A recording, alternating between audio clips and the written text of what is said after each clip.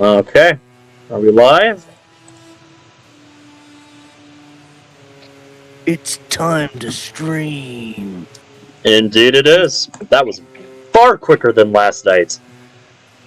Yes. Yeah, that shit. Damn near instantaneous how quickly that connected. Took almost 2 minutes for my stream preview to come in last night. That was ridiculous. Yeah. I'm just gonna quickly get to your channel so I can view the chat. Yeah. Because like I gotta go through my channel to find your channel. I'm subscribed, but it's like it doesn't pop up in like featured channels and shit. That's so weird.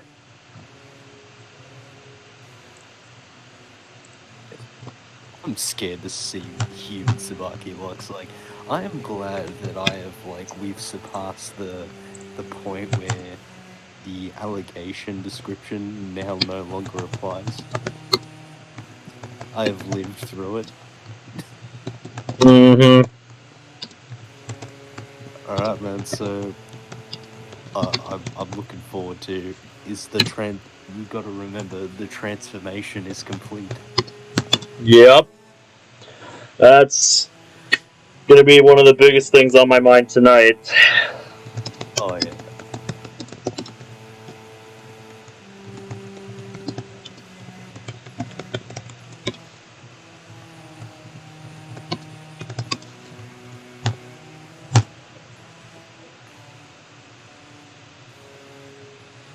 There we go. Link is sent. Yeah. Oh yeah.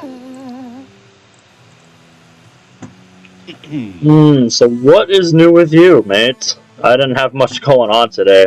Just kind of hung out. Yeah. Well, I've been kind of like getting back into modded Minecraft. I blame Zach for this because he's just gotten Java. That sounds about right. About it.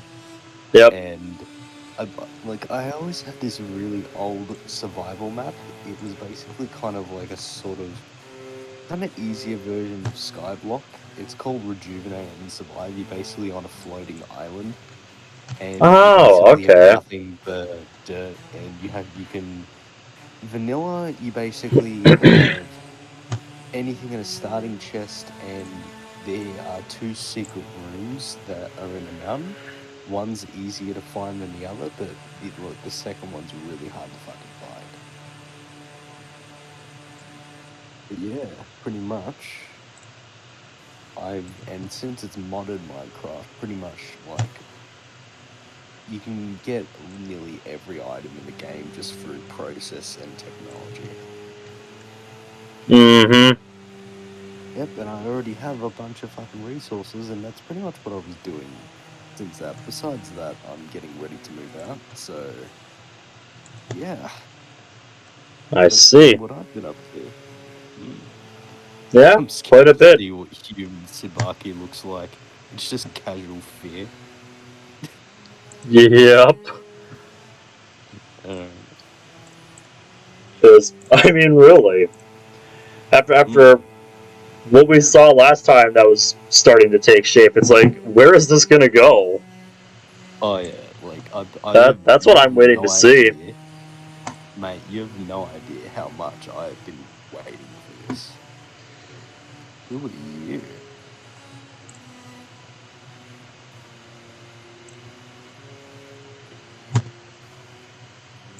We have a new member.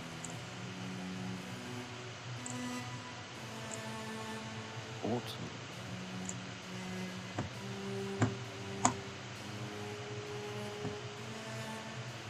Well, they came at just the right time.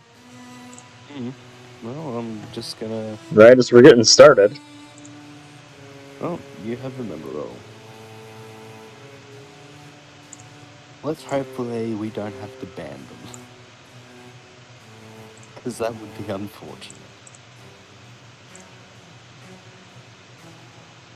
Yep.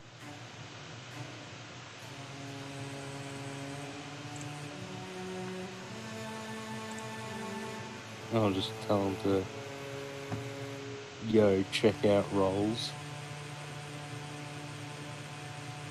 Yep.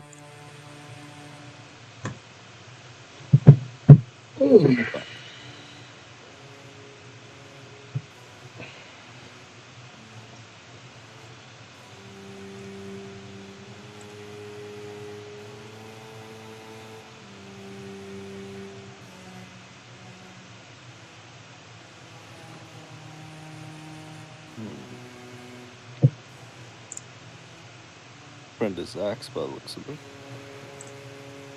Is that right? Yep. Alright. Are we ready? Are the links sent? Yep, I've sent the links. Oh, yeah? Mm-hmm.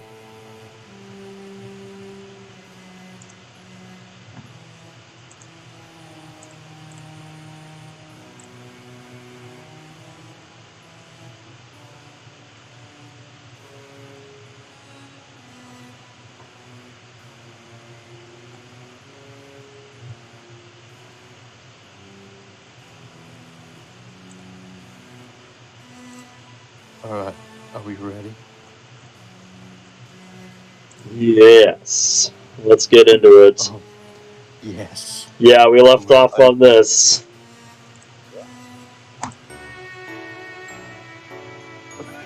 What a brilliant time. What a brilliant moment. Right. Yep. To leave off on. Listen, Kyoksuke-chan. Aichi came up to me first in the thing in the morning, wrinkling his brow. Yeah, not bad, Zach. What is it? Get your face out of mine. Isn't it about time to come and have a party at my house? Well, this came out of nowhere. Since when do we party together? This year, I finally started collecting reptiles.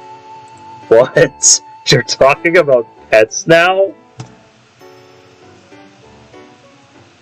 Anyway, I'm starting with a snake. Its name is Charlie, but it sure does hate this cold weather, I tell you. Yeah, I bet it does. Yeah, just a few gifts. Although, that sounds about on brand for you. With how much you like to spoil her. Oh, yeah. Because, yeah, that is kind of his thing.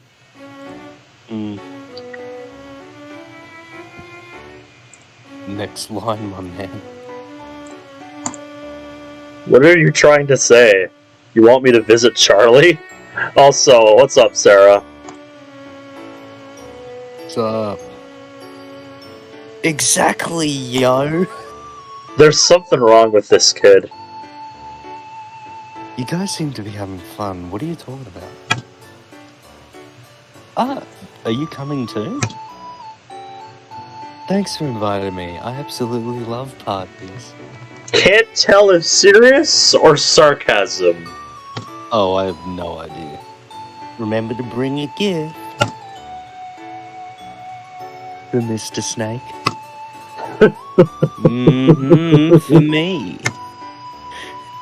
How's the dead grasshopper sound? I said it's for me. Exactly! You eat it! Yeah, fuck. With that, class commenced. Oh yeah, it's brilliant. Yep. During class, Yusumi suddenly turned towards me. Tsubaki isn't here. You're right. Do you think something happened? My guess would be this is something to do with their move and finalizing things with that.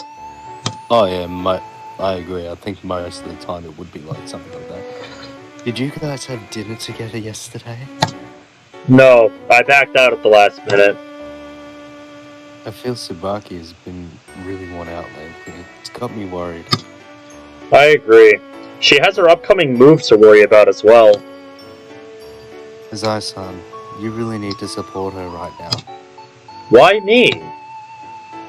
She's been avoiding me lately. That's true.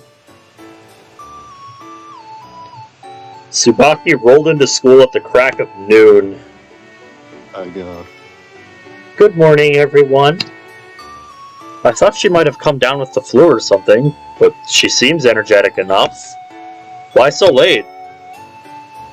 What were you doing? I pulled a bit of an all-nighter yesterday. Moving preparations? Well, That too. I wrote in my diary and read for a bit. You're late because of that? Well, maybe she's just tired.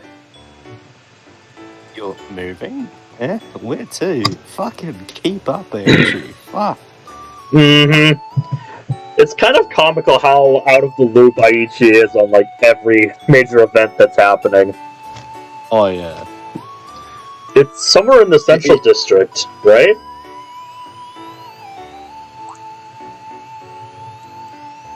Sounded like you were going to say something, so... I'm sorry if I cut you off. Oh, sorry.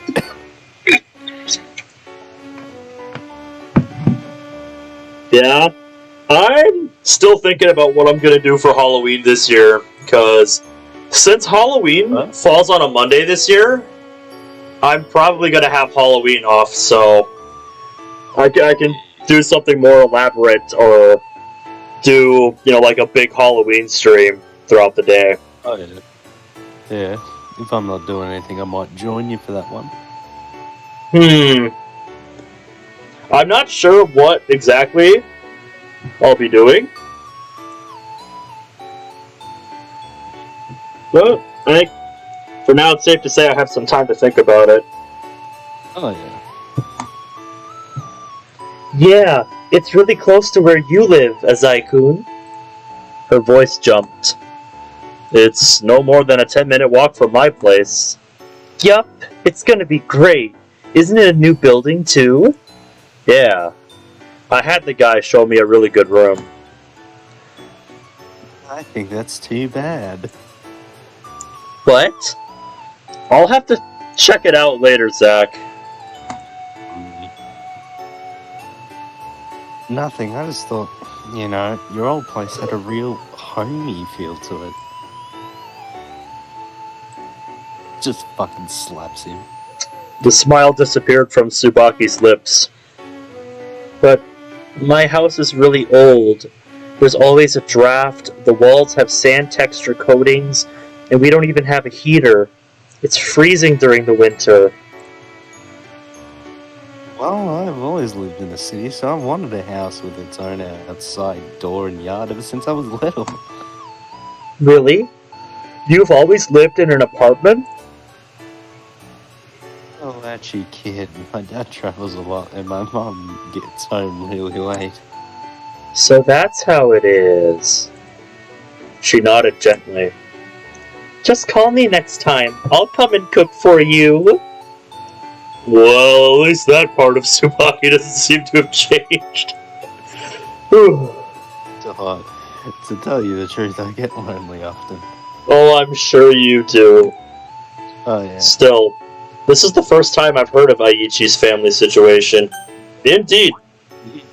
Yeah. 9 videos in, and we finally hear something more about Aichi other than just haha funny situation from him. You're a bitch.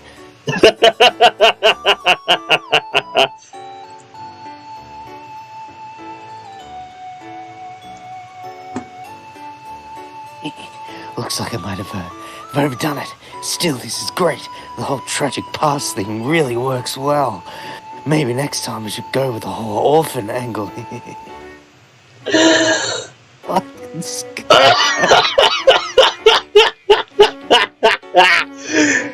I was an idiot for sympathizing with him, even for a moment. Yep, I should have saw that coming. Oh, yeah. Now then, lunch break's almost over. I don't have much to do today, so I'll just go home and sleep. My headaches have been awful recently. Yeah, headaches. Just as I was about to leave, Tsubaki called out to me. Something on her face tells me she's about to invite me somewhere. I apologize, I'm just a little tired. Oh yeah, that makes sense. Azai-kun, could you keep me company for a while? Tsubaki has been a lot more forward lately. The first time she asked me out, she looked terrified. Wasn't I with you just yesterday? Yeah, sounds good, Zach. Have fun editing. It's okay, as much fun as can be had editing. Is that a no? I've heard there was a violinist performing on Central Boulevard. Oh! Okay. I dig it. I dig it. She's getting... Ooh, that's feisty. Oh, really? On Central? Yep. I heard it was some kind of promotion at the mall. There's even an opportunity to go and shake hands with the performer afterward. Who's playing? Tsubaki flipped through her diary. For hearing the name, my heart began to race. Is it one of those events with free tickets and a chance to get a signature if you buy the CD afterward? That's right! It seems to be a small event. What do you think? We're going! My immediate answer made Tsubaki smile happily. Also, what about it, obvious. Shay in chat? But I can't believe you know about such obscure things. I looked into it yesterday. She looks a bit proud of herself. What about Hiroaki? Doesn't he have to go to kindergarten? He's on a break from his preschool. The others? I forgot their names. Dad's taking care of them. Okay. If you say so. If you say so. It's the next, character development. It's just gonna be her that hates her siblings.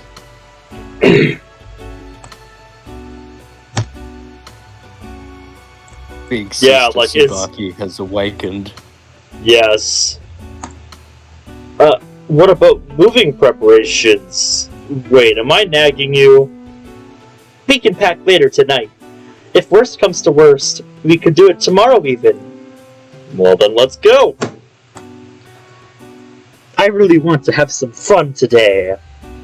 Tsubaki clung to my side, smiling flirtatiously. Yeah, this is quite different. By the time we left the department store, the sky was completely dark. Speak for yourself, mate. Also, how's it going, Oreo? Live performances are a wholly different experience. You seem really happy. You even got 2 CDs. Of course. Maybe it's the release of tension after an activity, but the sensation of the chilly air against my flushed cheeks felt great. Yeah, a nice cool breeze usually feels good on my face after being inside all day. Yeah, you can't beat it. Thank you, Tsubaki. Let's go again sometime. Oh, that reminds me. Didn't you say you were getting a cell phone? Do you want me to go with you? Would you really? Thank you! God bless Tsubaki. Fuck? But aren't you short on time? It's already 8. There's nothing I need to do today. Really? Previously, she would have gone back by now for sure. She says it's okay, and it's probably fine. We casually strolled along the bustling streets. It'll be fine. Nothing right? Yep. We wandered around town for 2 hours. We bought her a cell phone and had dinner together. Now then. Hey, Azai-kun, where do you want to go next? I spoke without thinking. Hey now, it's already 10. Even I want to go home. I don't have a specific job right now, but I have to check my accumulated mail daily. Can we go to the arcade? Do you play games, Azai-kun? What happened to you? Tsubaki's attitude bothered me. Tsubaki, listen. As much as I would love to go play arcade games, I have shit Two. I've got mail to read, woman.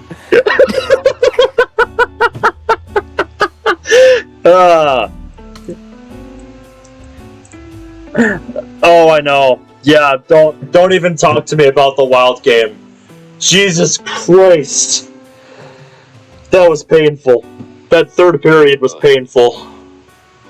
We started it down 3-2, and it was a 1-goal game.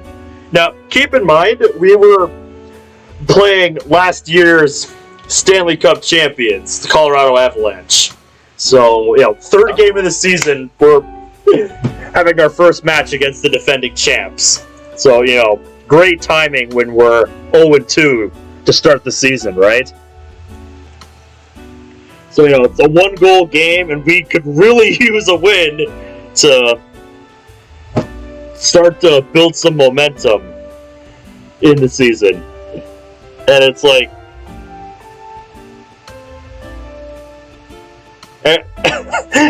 everything in that third period just did not go well. Like, first, they put another one up to make it 4-2.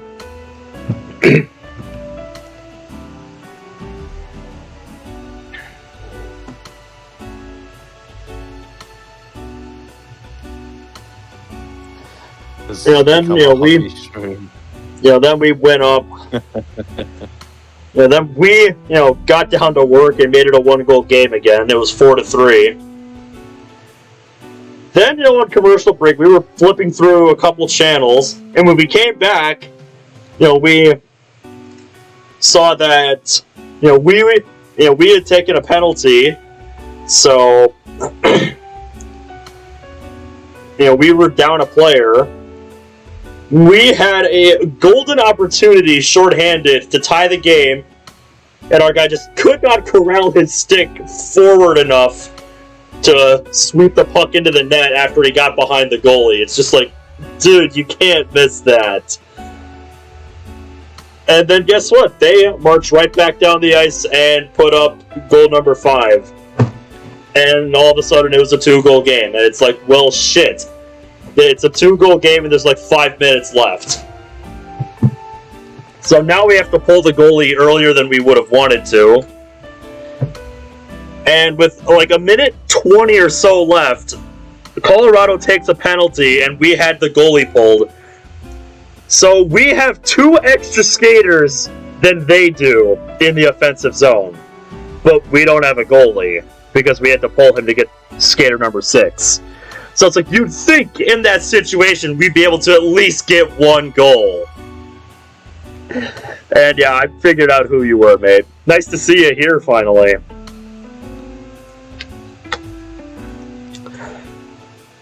But yeah, that was interesting. But yeah, like, in that situation, you would think we would at least get a chance or two to put one up, right? Right? No. It didn't make a damn bit of difference. Having 2 extra skaters in the offensive zone. They still made it look like it was 5-on-5 and just yeeted it down the ice into the empty net. It's like, you've gotta be fucking kidding me. It is 6-on-4, and you can somehow manage to play badly enough to let them just yeet it down the ice at the empty net. Like, I don't even have words anymore.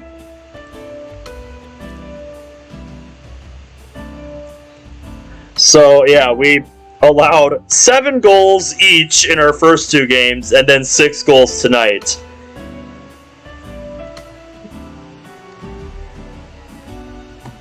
It's pretty rough to be a Wild fan right now.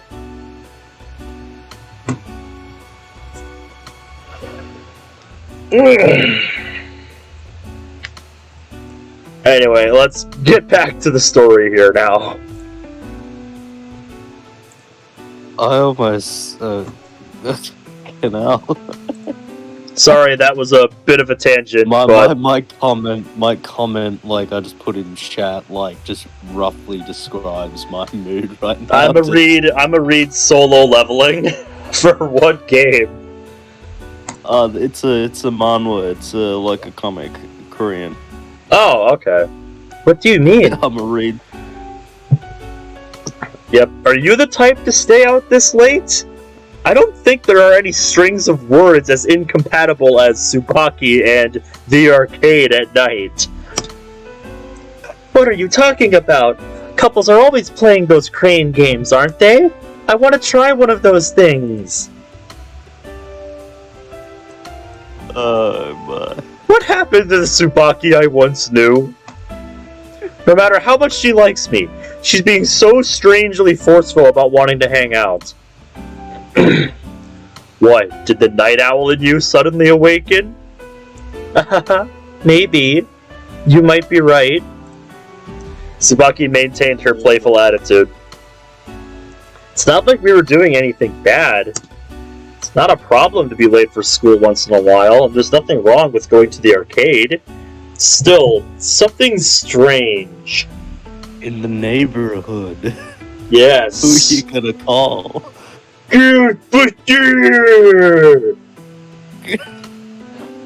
I heard that once a hard-working person learns to slack off, there's nothing that can cure them. I was only half joking, but Tsubaki's expression suddenly became frightful. I don't know why, but I just feel so much better when I'm having fun. Huh?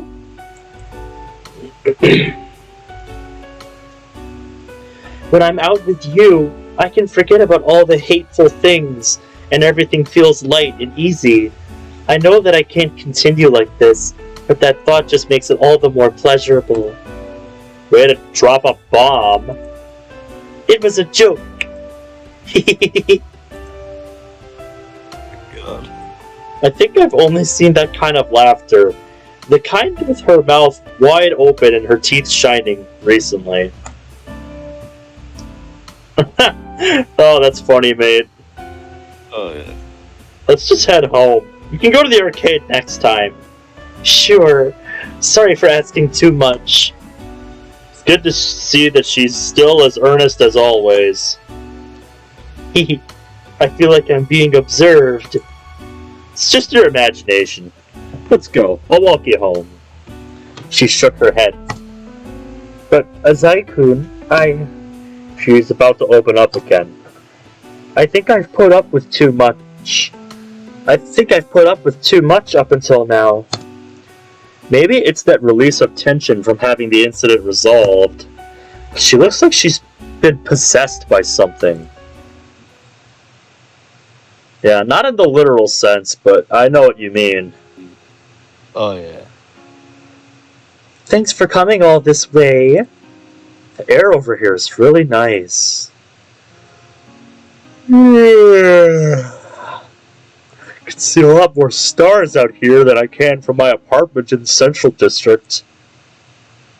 Do you want to come in for a bit? If I did, I'd miss the train. Why not stay the night? I think Dad would allow you of all people. Even if your dad allows it. Yes, quite. Even if your dad allows it, I won't allow it. Don't tell me you were hoping to go to the school together tomorrow. So you won't bite? If Aichi and Yusumi saw us, I don't even want to think about the trouble that would ensue. Haru-chan would make fun of someone for that, wouldn't she? I'm not saying she'd make fun of us, per se. I just think she'd crack some stupid joke and leave. Yeah, well, Haru-chan is pretty strange sometimes. I'd say so. I knew it. Tsubaki hasn't been getting along with Yusumi. Something we saw a little bit of last time. Oh, yeah. That their relationship was kind of deteriorating because of the changes spurred on by Mao's, how do I want to say, Sweet nothings?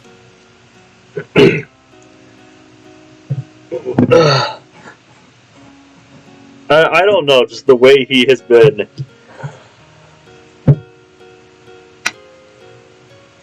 encouraged. I don't know if that's the word I want to use. No. Like, I think that's the right word. Yeah. This new version of Tsubaki that we've been seeing, one that's a lot more pushy. Yeah. Also, Oreo says, Ben is going to get captured by the SCP Foundation for his love of Monica, for it has made him anomalous. That would make channels like SCP Explained a lot more chilling. Because it's like, shit, it's actually real? Oh yeah, can I get your cell number? Sure. At that moment, I heard footsteps from behind me and turned around. Huh?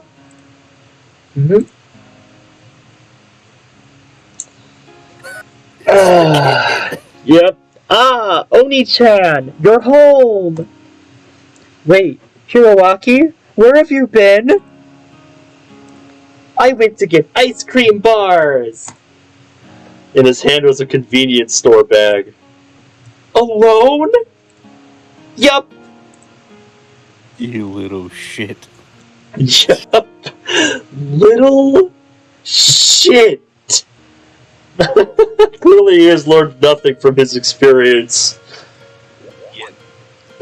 Although given his attitude before this whole incident, I don't think the ramifications have quite set in yet for him.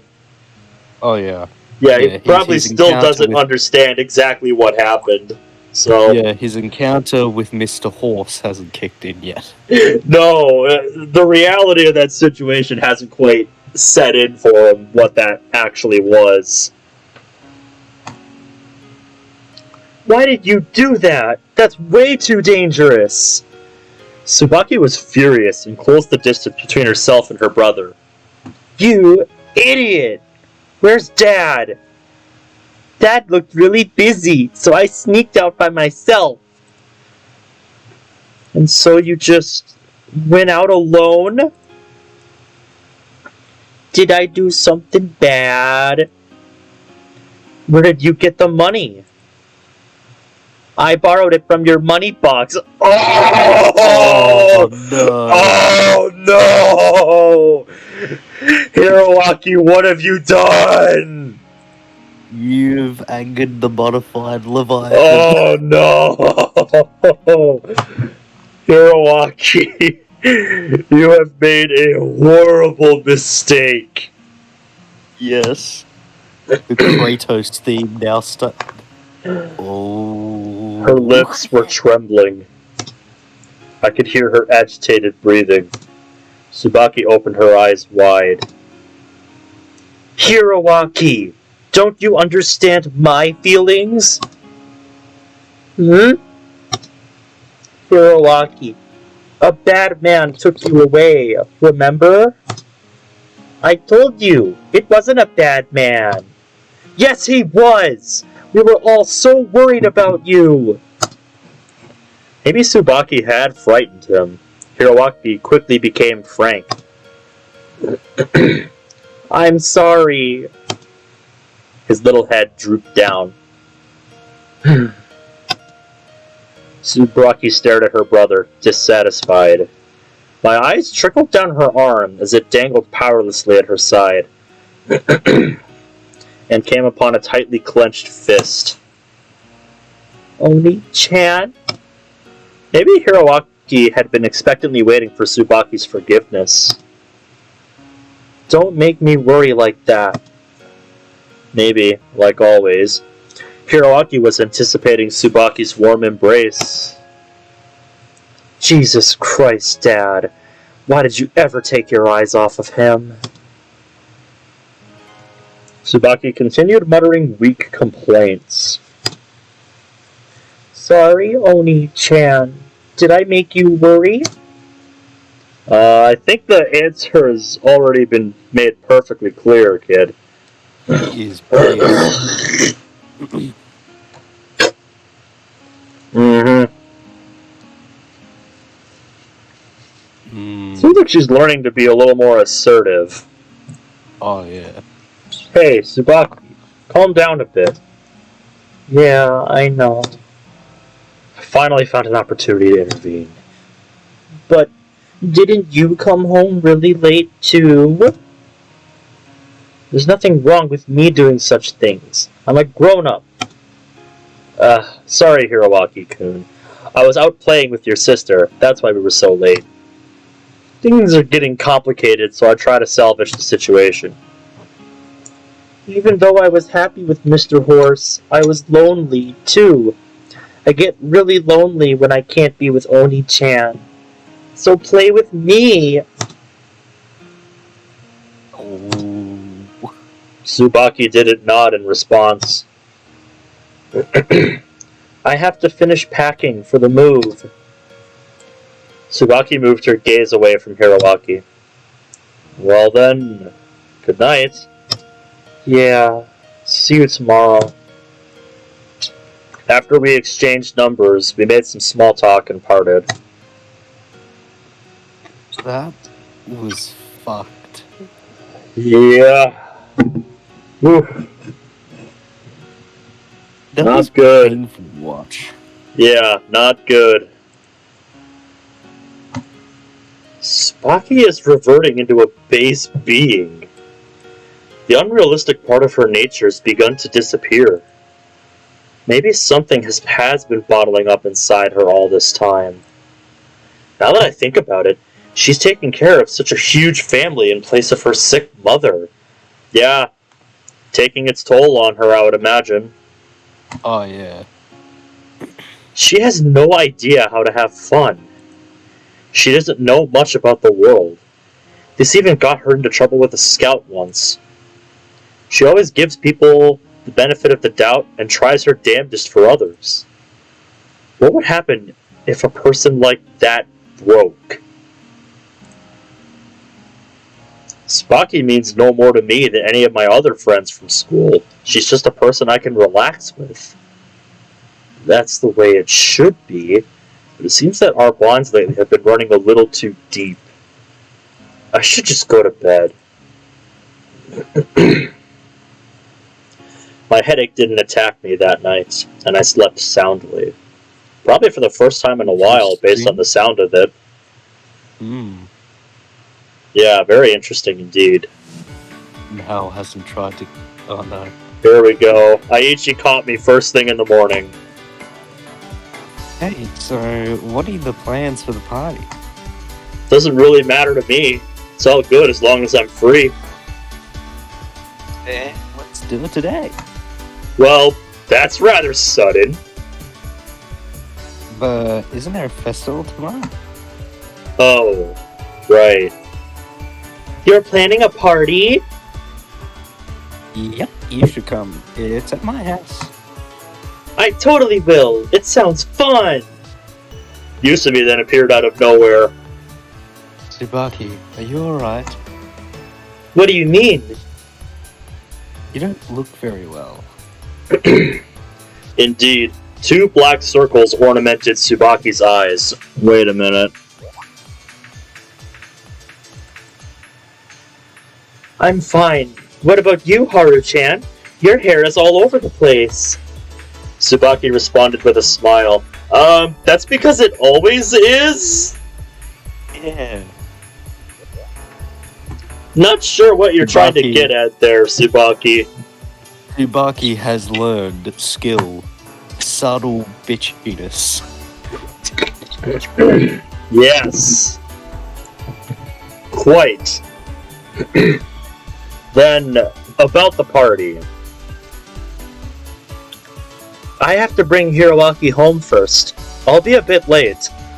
Yeah, what I was gonna say is that I don't need to see more visual novel girls with bags under their eyes after the last DDLC mod that I played. I've had enough of that shit. And what it has caused me to be worried about. That's cool. I'll forgive you if you bring a present. Would a mandarin orange do? They're really sweet, you know. Mandarin oranges. Me love oranges. Now I want to see what she looks like when somebody throws a mandarin orange her way.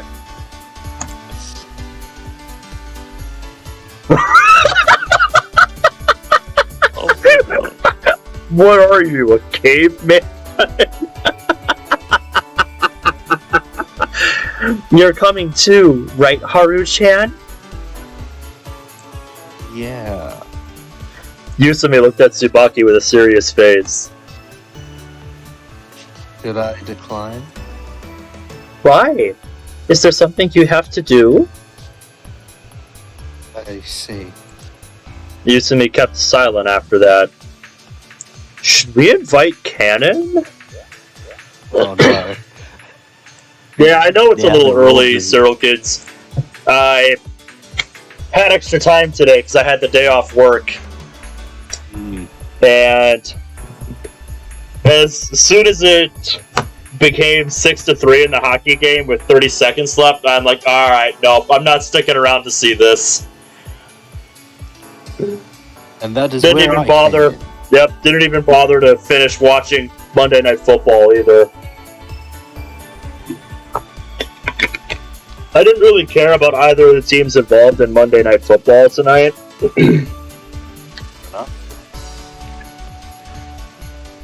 What did you find out, Oreo? There's a Konosuba TT RPG. Interesting. I'm not sure what you mean by that. Could you elaborate? RPG. Oh, a tabletop RPG. I couldn't quite figure out what TT could stand for in conjunction with RPG. Well, I didn't know Konosuba had a tabletop RPG. Jeez, damn. Yeah, that's pretty neat. Yeah, I got it now. I've just never seen the acronym before, and Yeah. We haven't seen Canon for ages. yeah, that is true.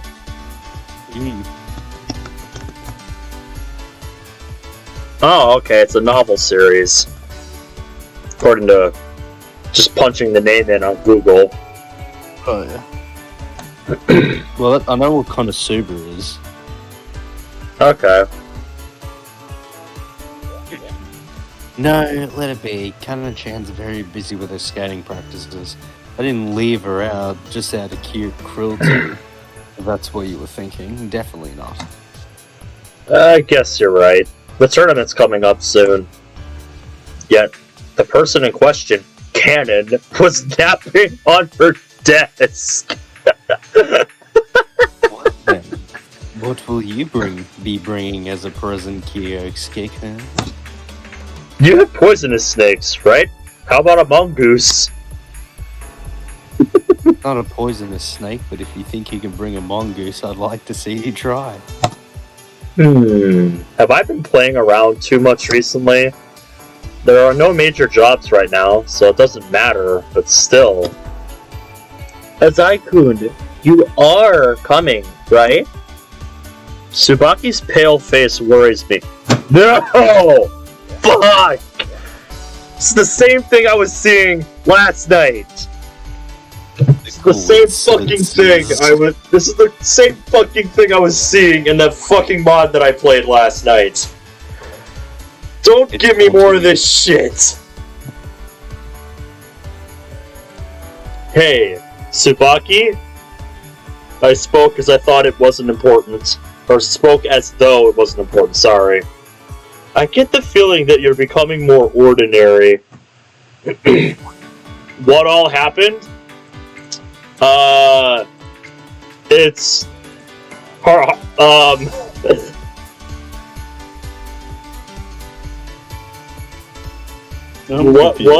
all happened?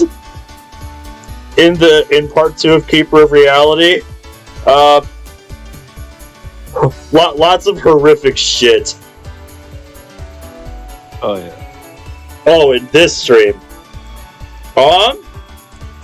Not much, just seeing the fruits of Mao's labor on Tsubaki here. He's becoming more, like, forward, and, like, Kyosuke is seeming to notice the changes. Yep. She's becoming a little more pushy, assertive, or human, as Mao put it. Huh? Is that so? Yeah, but it's not a bad thing. What I meant was she was becoming more normal.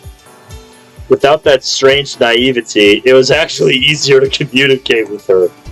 I felt that Tsubaki and I were growing closer. Is it strange? She asked uneasily. No, it's actually for the better. Keep it up, we'll have some good times yet. Tsubaki smiled brightly in relief. Yeah, we will. Hey, who do you two think you are? Stop trying to liven things up. I'll have you know that I'm the host here. That's my job. Since when? Time flies and classes ended in the blink of an eye.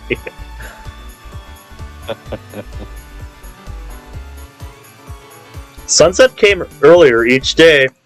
Yep. Well, I'm heading home. Yeah, see you. Tsubaki left before the rest of us. Come to think of it, I have work. Oh, you're not coming? Sorry, I could have worked with my schedule if you had asked me earlier. No, you should have just declined earlier. She must be trying to be considerate to Tsubaki.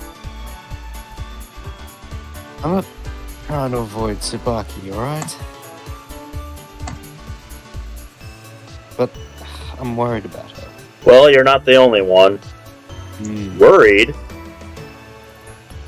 She looks really tired these days. Yeah. That's why I'm trying to pick things up today. That's what you do best, Aichi-san. Personally, I'm really good at freezing things over. Yeah, that much is certain. Yusumi played with her long, shaggy hair. Is everything okay with Tsubaki's dad? Tsubaki's dad? Why are you worried about her family? Call it a gut feeling, I guess. She claimed to be worried, but her face remained as blank as always. Think about it. Don't people in the same family generally resemble each other? Huh. Take you, for example. An outstanding father like yours is bound to have an outstanding son in a lot of ways. Ooh. What are you trying to say? This girl has no idea about Gonzo. Well, when Tsubaki's tired, her family probably is too. Yes, just like her reflection in the mirror. They've got to be exhausted. Like a reflection in a mirror, you say? This phrase really clung to my mind. So, are your parents as strange as you? Ooh. But dude, that line that was saying, like a reflection in a mirror, this phrase clung to my mind. That, I like that line. Do you know why? Tell me. Mal, a reflection. Yes. Yeah. I can't wait. Oh yeah. How rude, don't you already know? Why would I know anything about your parents? Christ. Yusumi's always talking such nonsense. Mirrors? Give me a break. I'll see you later, Azai-san. There's something I need to tell you next time I see you, so be ready for it. Oh boy. What the hell? Just say it now! Sorry, that was just a silly little joke. Just go to work already! I waved to her as she walked away. So, what do we do now? You're right. Party with only me and you would be... Sausage fest, seriously, would be awful with only me, you and Charlie. Looks like we need some girls. Call some of your friends, like a mature female doctor or something.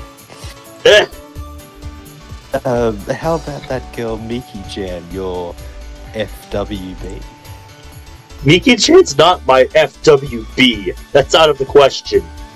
Speaking of which, I haven't talked to Miki in a good while. Wonder what's been going on in that neck of the woods. And we go find some chick off the street before Tsubaki comes over. It'll be easy with your money and my intelligence. Sounds like a pain in the ass. Come on, quit stalling, let's go. Hey, let go of me! This is gonna go horribly wrong. Oh no! Oh god. We arrived on Central Boulevard. Aichi got all fired up as we headed for the thickest part of the crowd. Hey, babe. Aichi swished his finger and pointed. How about you and me grab a bite to eat? Oh please, you don't just stand in front of a random girl and say that! As expected, the girl left in a hurry with a disgusted look on her face. Aichi's intelligence, everybody! Yep, he pretty forgot Aichi's the money. intelligence. At its finest. Hey mate, he's a fucking twit, but like, you gotta admit, he fucking brings drama Yeah. and like forwardness to a T. There's no one that will do what this man does.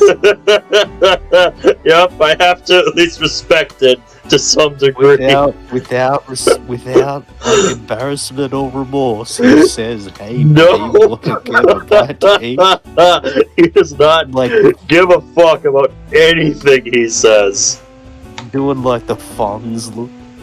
Stupid bitch. Look, Aichi-san. What? Show me some effort and some money too. Use your brain. You trying to tell me what to do? Your selling point is cuteness. Make use of that potential of yours. Alright, fine. Then again, working the cute angle won't really get you anywhere with skirt chasing. Yes. Oh god. Aichi found another mark a short while later. Hey, could you listen to me for a sec? I'm learning to read palms. Can I have a bit of your time? The girl didn't even look at Aichi. Hey, kid, what's up with the palm reading? My trademark pool. Girls always get a kick out of divination. Yep, divination? Is that what that is? This Joker's hopeless! Oh god. Yes? Hello? Azai-kun. Sorry. It was Tsubaki. Sorry, I'm going to be even later than I thought. Something come up? It's just... Hiroaki. Huh? Oh, not again. He's been kidnapped again. He wants me to play with him. Alright, Hiroaki did mention something like that last night. And call me later. We'll find something to do in the meantime. I'm just gonna go to the bathroom real quick. Alright, sounds good. Yep. Sorry, I'll rush there as soon as I can. There's no need to rush. But she hung up as I was about to tell her that.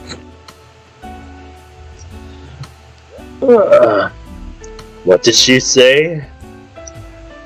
Tsubaki said she'll be coming a bit later than she said she would. Apparently she has to play with her brother. That brother again. What a selfish twerp. All kids are like that. It must be really hard on Tsubaki. She never has any time to herself. You're probably right.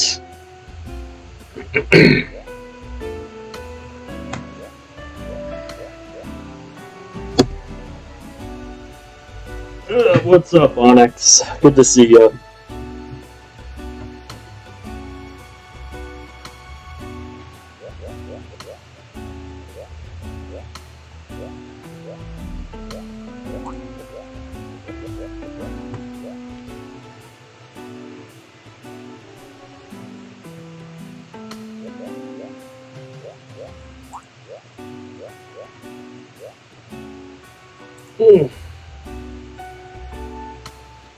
I've returned, bitches. Welcome back. Hey. You didn't miss too much, other than that Tsubaki will be coming later. Oh, yeah.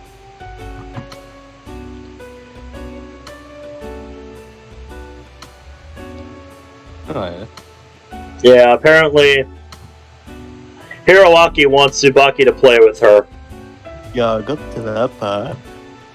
Maybe the girl doesn't even use makeup. Her style stays practically the same all year. Well, that's why I have a high opinion of her, I guess. Sorry. You? A high opinion? I know, right? I guess it's something with a pure and honest feel to her. Like, I might be poor, but I work hard. Isn't that just so moe? Is it? I, on the other hand, wasn't so fond of that part of her. That was the Tsubaki from the past. I'm tired of asking people out. Let's go kill time at the arcade. Hey, sounds good. Whatever. I don't care. I'm only watching, though. Oh, no, come on.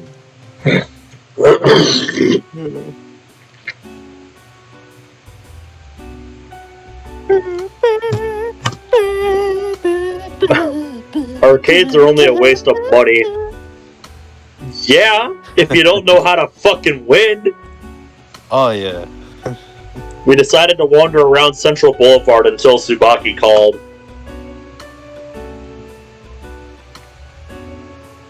Oh no, my first win.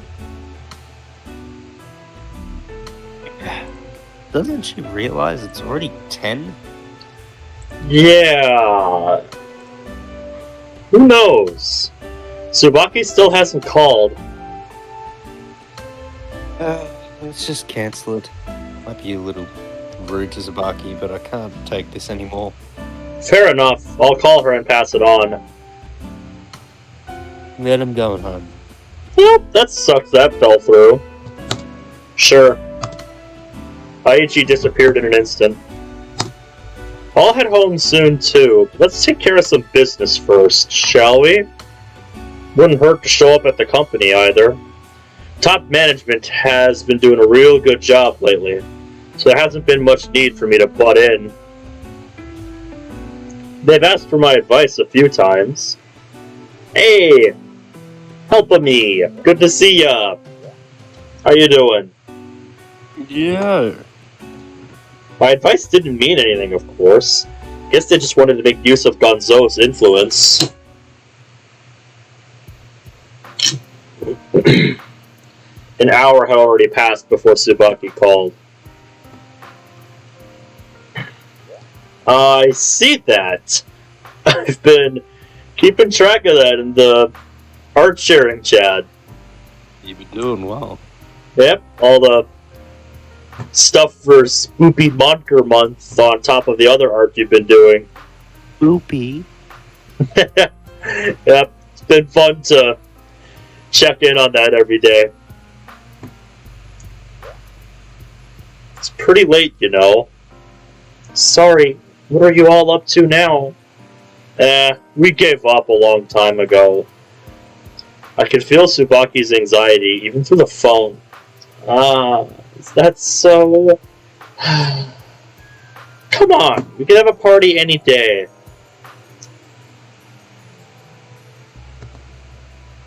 I don't know what you mean. How does tomorrow sound, Azai-kun? Huh? No, the chat Are you isn't free gone. tomorrow? You really have to scroll down. I don't know, it's something weird with YouTube. Oh, really? Well, I guess I'll be waiting for December to roll around then. Or at least now I have more than one reason to be waiting for December to roll around. Very cool. What's the matter? I wanted to make up for today. You want to go out again? Well, but that's not all. I think Dad wants to talk to you. Your father? Could it be about the land? Alright, I'll come to your house. Would it be okay to come over before noon? That'd be great, and I would really appreciate if you could go out with me after that. She's got her heart set on a date with me, apparently. Yeah, sounds good. For some reason, I seem to be relaxing my guard around Tsubaki. Starting to believe that it might be alright to tell her about my other side. Not everything, mind you, but perhaps just a little bit wouldn't hurt. I don't know about that. Idea? Is that really a good idea, though, mate?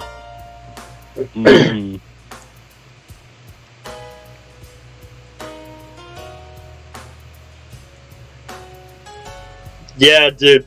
If you do end up making, a mod like that, I would play it. That sounds like the perfect mod to just play after a rough day at work. Just something that's just serious enough where, you can understand it, but not like it expects you to be like, okay, you gotta take this shit seriously. But, just enough that you can understand it and just relax and have a good time. Because that sounds like fun. It might be an opportunity to get things off my chest and gain someone I can discuss things with. Tsubaki seems to be at my beck and call anyway. I've never liked her until recently, when she started to have an interest in topics that relate to money. Want to eat at a slightly classier restaurant than usual? Huh? Is that an invitation? Ooh.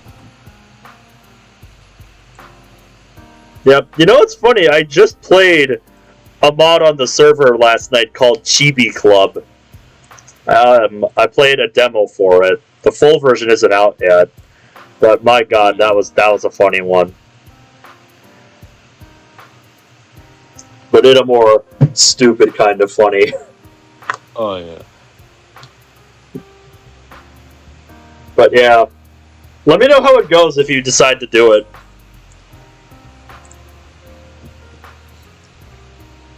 We'll pay Dutch, of course. But yeah, you've got some savings, right? A good amount, actually. Never thought of how I could spend it until now, though. Maybe you can teach me. I can teach you quite a few bad things. I replied with a joke. I just thought of a really horrible joke. Oh, tell me. Maybe you can invest your money in the stock market. Oh! Oh no! Oh! I'm a horrible person. Right. Listen, Hirawaki finally fell asleep just now. Is that why you ended up calling so late? Yes, it seems like this happens every time. Just your luck, huh? Maybe. The same goes for class. I've always been the representative, but I've been thinking lately, why me? This conversation looks like it'll be here for the long haul. Yeah, for sure. Then, Dad, I sank deeply into conversation with Tsubaki as I made my way home. I need to continue packing for the move. It'd be nice if Dad helped more.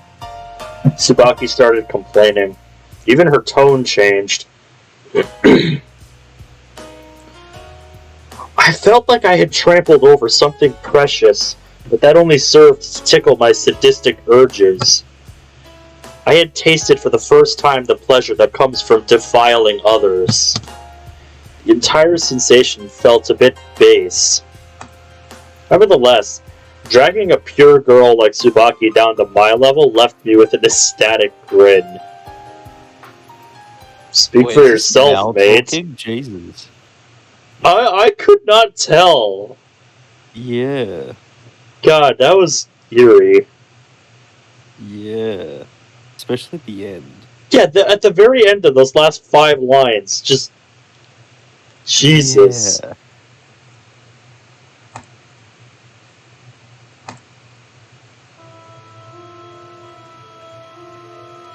Turns out what Tsubaki's father wanted to talk to me about wasn't anything important. And I guess... Oh, that music is eerie. Yeah, and I guess that's the code you finally decided on, huh? Yeah. I like it, but still. I was wondering if you would ever decide on something. It was probably just Tsubaki's excuse to call me out. It doesn't bother me or anything, though. It's relatively normal for a girl to use this kind of tactic.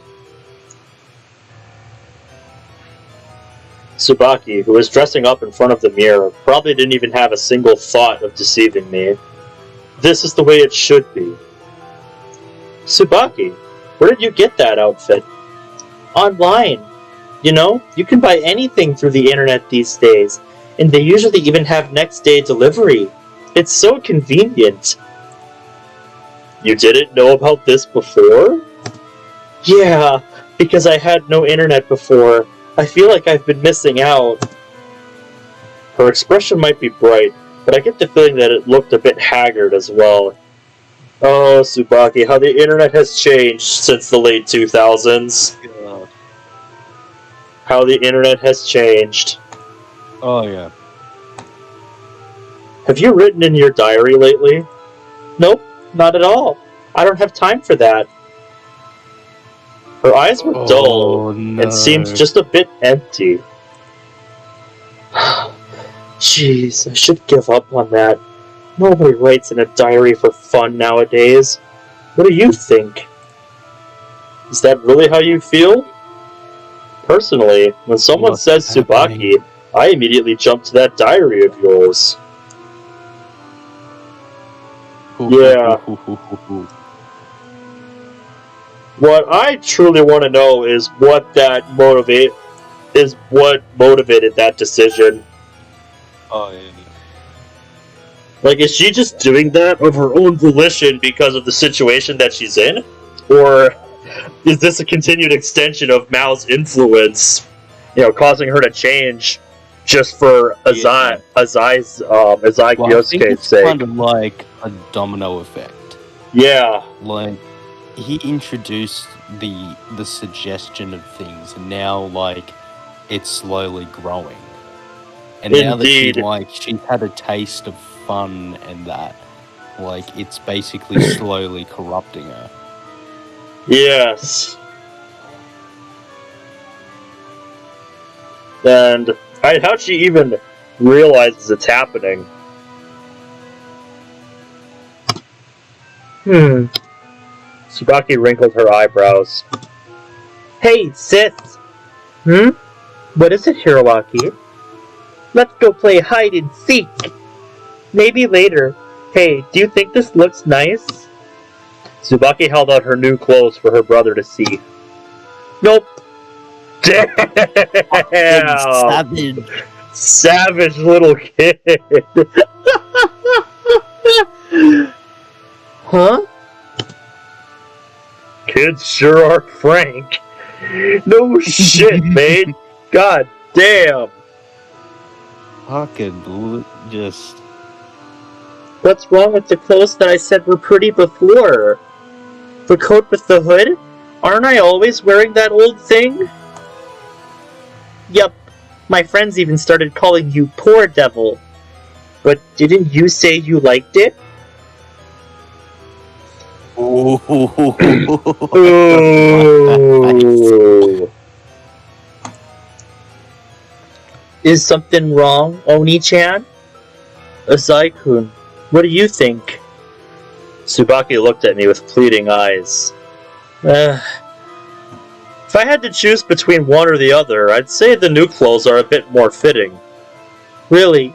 They are, aren't they? There's a different air to them. That's a good thing, right? Tsubaki was so happy that her voice was shaking. I'm so glad you like them. After all, I'm dressing like this so that I won't embarrass you, Azai-kun. You don't have to worry about that. Don't be silly. Aren't you always wearing really expensive clothes? Isn't it embarrassing to be seen walking beside me? To think about stuff like this. Uh-huh. Now And why... it's all hitting her all at once. Yep. Now why would you think that? Tilted my head, trying to read Tsubaki's feelings.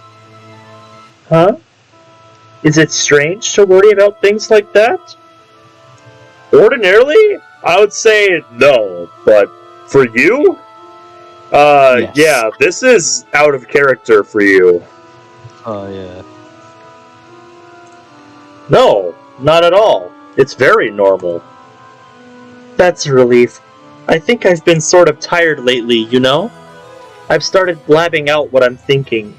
If I do anything strange, you have to tell me. Hey, sis!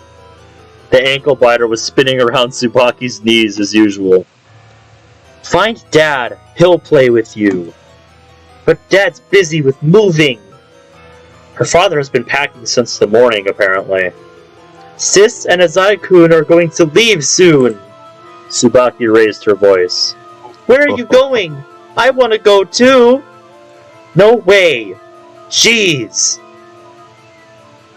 Oh. Tsubaki violently cast aside her brother's hand. For an instant, Hiroaki's expression was shocked to the point of fear. Let's go, Azai-kun. Not even giving her brother a second glance, Tsubaki hastily made her way to the door. I just followed her.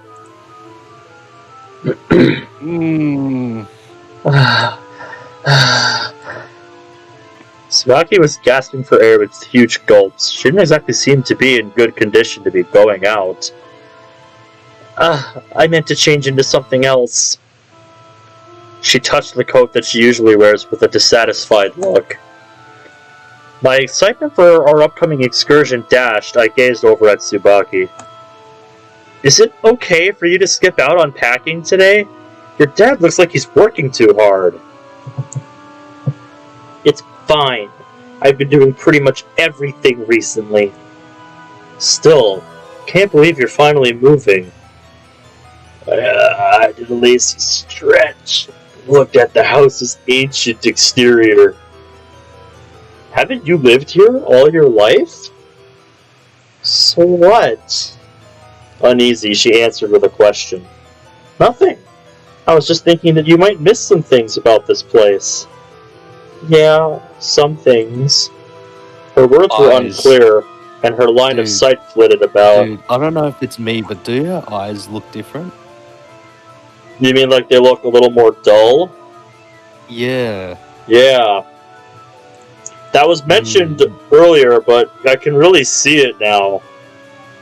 Yes. Her dazed eyes settled on the front lawn. Onyx agrees. So yeah, it's not just us. What is it? Nothing. I was just remembering all the times we played with sparklers out here in the yard. Ah. We used to roast sweet potatoes in the fall. One time, Dad went a bit overboard and almost burned the house down. Why does that sound so familiar? When the youngest child was a baby, their first crawl sent them right off the porch. Everyone was running around in circles, panicking. And then... Her brilliant smile was starting to wither. Hey, Tsubaki? I slowly, gently put my hand on her shoulder. You can make just as many wonderful memories at your new home, you know? I saw the place. It's pretty nice. And it's close to my house, too. Maybe you can invite me to your next family gathering. I've never spent much time with my family, and I have to admit that some nights I wish I could have some warm, hearty home cooking. Azai-kun. She brought her hand to her shoulder and placed her fingers atop mine. First the kidnapping, and now the move. Feels like you've had nothing but tragedy recently. I know that you've been under an increasing amount of stress each day, but it'll get easier from here on out. Just stay positive, focus on what's ahead of you. When you say it, Azai-kun, it makes me feel a bit more upbeat about things. Redness floated to her face, almost like she had a fever. Well then, let's go. Wait. Suddenly, Tsubaki tilted her head. Azai-kun? Huh? Never mind. I just thought that you seemed different from usual when you say things like that. You're right. I'm different when I'm at school. That's not what I meant. How should I say this? Unexpectedly, she flashed a smile. I think you sound like the kidnapper sometimes. Sorry, I realize that's bizarre. Oh my god. You think I'm Mao, too? Don't go joining Yusumi's ranks now. Oh? Haru-chan suspected you at one point? That's too much. There's no way you could possibly be the culprit. Yeah, Yusumi really gives me a headache. You shouldn't worry about it. I believe you, Azai-kun. If it wasn't for you, there's a chance that Hiroaki wouldn't be with us now. I didn't do anything all that incredible. Anyway, it's time that we get going. Right, it's too cold to be standing around. With matching smiles, we left Tsubaki's home. Are you happy with it? Yeah, this is the first time I've ever bought makeup. Okay. Oh no. Now you're one step closer to the other girls in our class. Yeah, everyone's using it. Don't get me wrong, I'm not one for heavy makeup either, but I would have at least expected you to cover up the dark circles under your eyes. Sorry, I'm just not very familiar with these things. We walked away from the crowd. Right, that she just becomes cakey. Oh god. Sorry, phone. Tsubaki's newly bought cell gets a call pretty often. Yeah, how am I supposed to know? Sure. Covering her mouth with her hands and speaking in a low voice, Tsubaki seems very unhappy. What's up? There was another call from home. They want to know where Mom's handbag is. How the heck am I supposed to know these things? Yeesh, they can't do a thing without me. Are you going home? No, I'm okay. She shook her head immediately. Is that you, Zai-san? Hearing Yusumi's voice approach from behind, I turn around. Oh no. Oh, Tsubaki's here too. Would you look at that? What is it, Haru-chan? Why am I bumping into you so much? Are you stalking me? Up to the extent that the two of you have to team up and interrogate me. My shift just ended, so I'm on my way to the station. The station? Are you going somewhere? I was just thinking I might come across some evidence. Evidence? This girl sure knows how to pique my interest, whether she knows she's doing it or not. No, this isn't something I should say on your date. Azai-kun, shall we go? Just a minute. Yusumi, have you figured out who the kidnapper is? Not in the slightest. She stated that without changing her expression in the least. Didn't you say that you had something to tell me yesterday? Huh? I said that? You... Looks like I had a slip of the tongue. Just come out and say it already. Yusumi spoke casually, with a perfect poker face. Fine, you're Mao, as I sound. She actually said it. Her words were utterly insane. The right side of my face stiffened. You made a duplicate of the coin locker key beforehand. What did you say? There was a time during the ransom exchange where the briefcase was put into an automatic coin locker. During that period, I asked you to stay there and keep an eye out for the suspicious people, did I not? Ah, right. Wasn't Tsubaki running around the streets with the key? Yusumi nodded and continued. You used your copy of the key to waltz right in there and take the ransom. Stop joking around. Copy the key. Me? When? Didn't you say you had something urgent to do that day?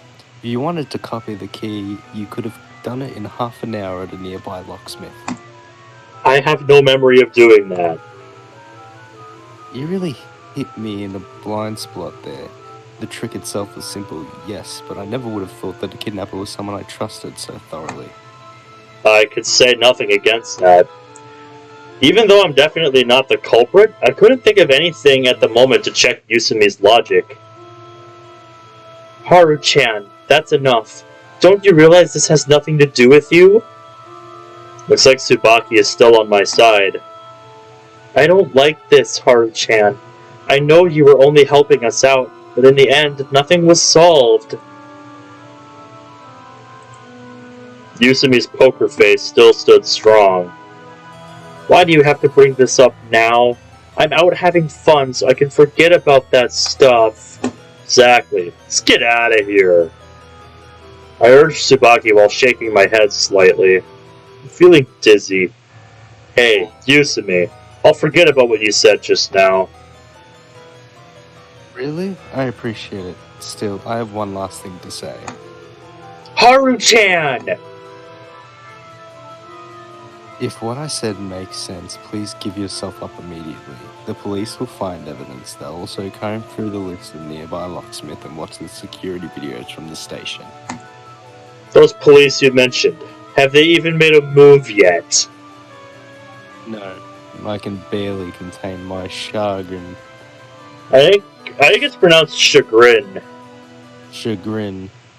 It's a word I've heard a million times, but I've never actually looked up how to spell it. Oh, yeah. Then there's nothing to discuss here. I took Tsubaki's hand.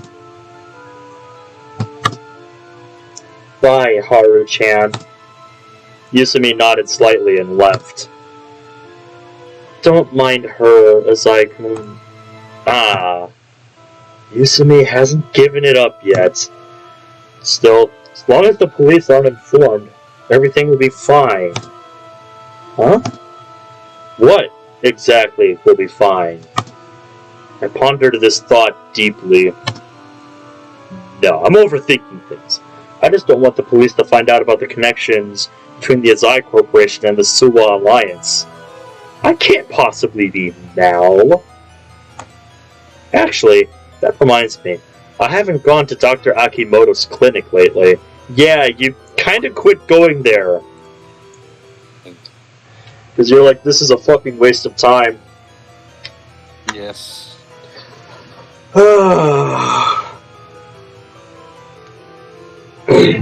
But that's really interesting to see.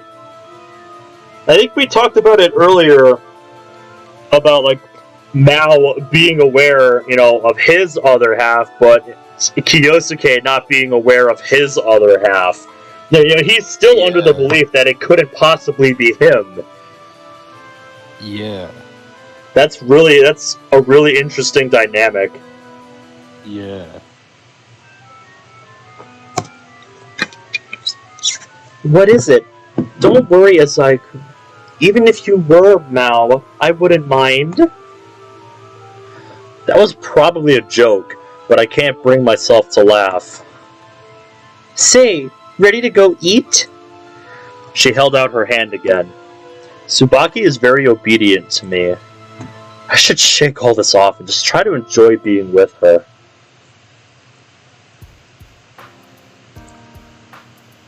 So if what Yusumi said about him making a copy of the key is true, I didn't want to buy into that, what he would do, because it seems like he would know better than to do something that simple. Oh, yeah.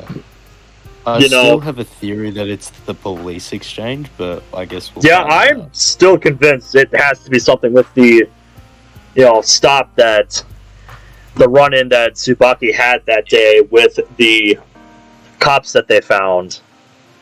Yeah. But, yeah, if she's convinced that he made a copy of the key, one, I'd like to see it, and two, I'd like to see the security cam footage. Because I refuse to believe he would do something that stupid. Oh, yeah. Considering all of the other... Yeah.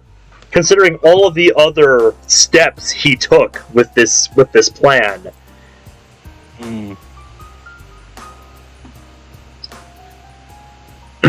Onyx looked up chagrin for us. Oh, yeah. Distress or embarrassment at having failed or been humiliated. Ooh.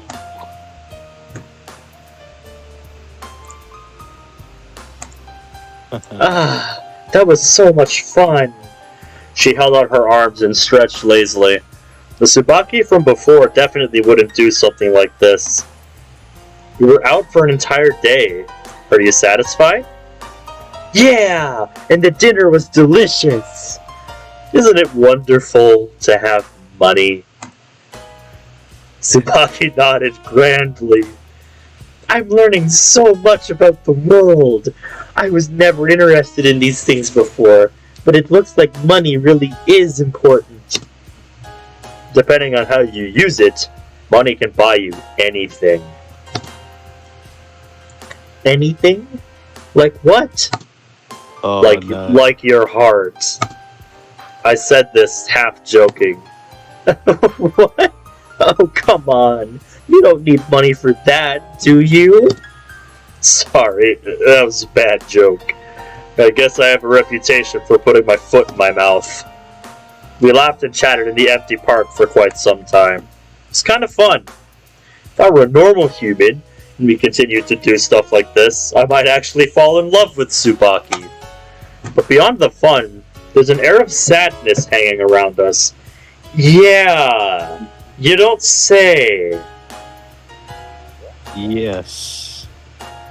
I could feel it throughout all of these exchanges. It was really subtle, but like you could tell it was there. And what she said about she wouldn't care if he was Mao. Yeah, like that was scary.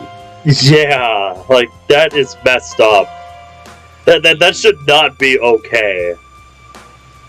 But that idea, has been kind of slowly groomed into her through her encounters with him.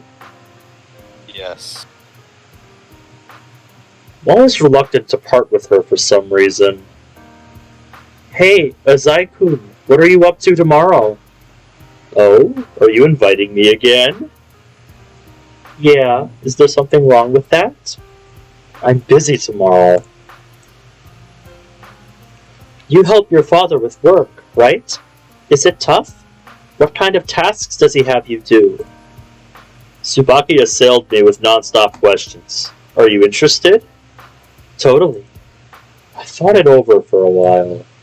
Like any business, my work could be facilitated by various things. One of those is a secretary, though I guess that makes me sound a bit self-important. I just want an assistant or something. Could use someone to help with some small odd jobs, such as organizing my files or dealing with the bills and the email. It can't be someone from the Azai Corporation. Even if they're capable, they won't obey me.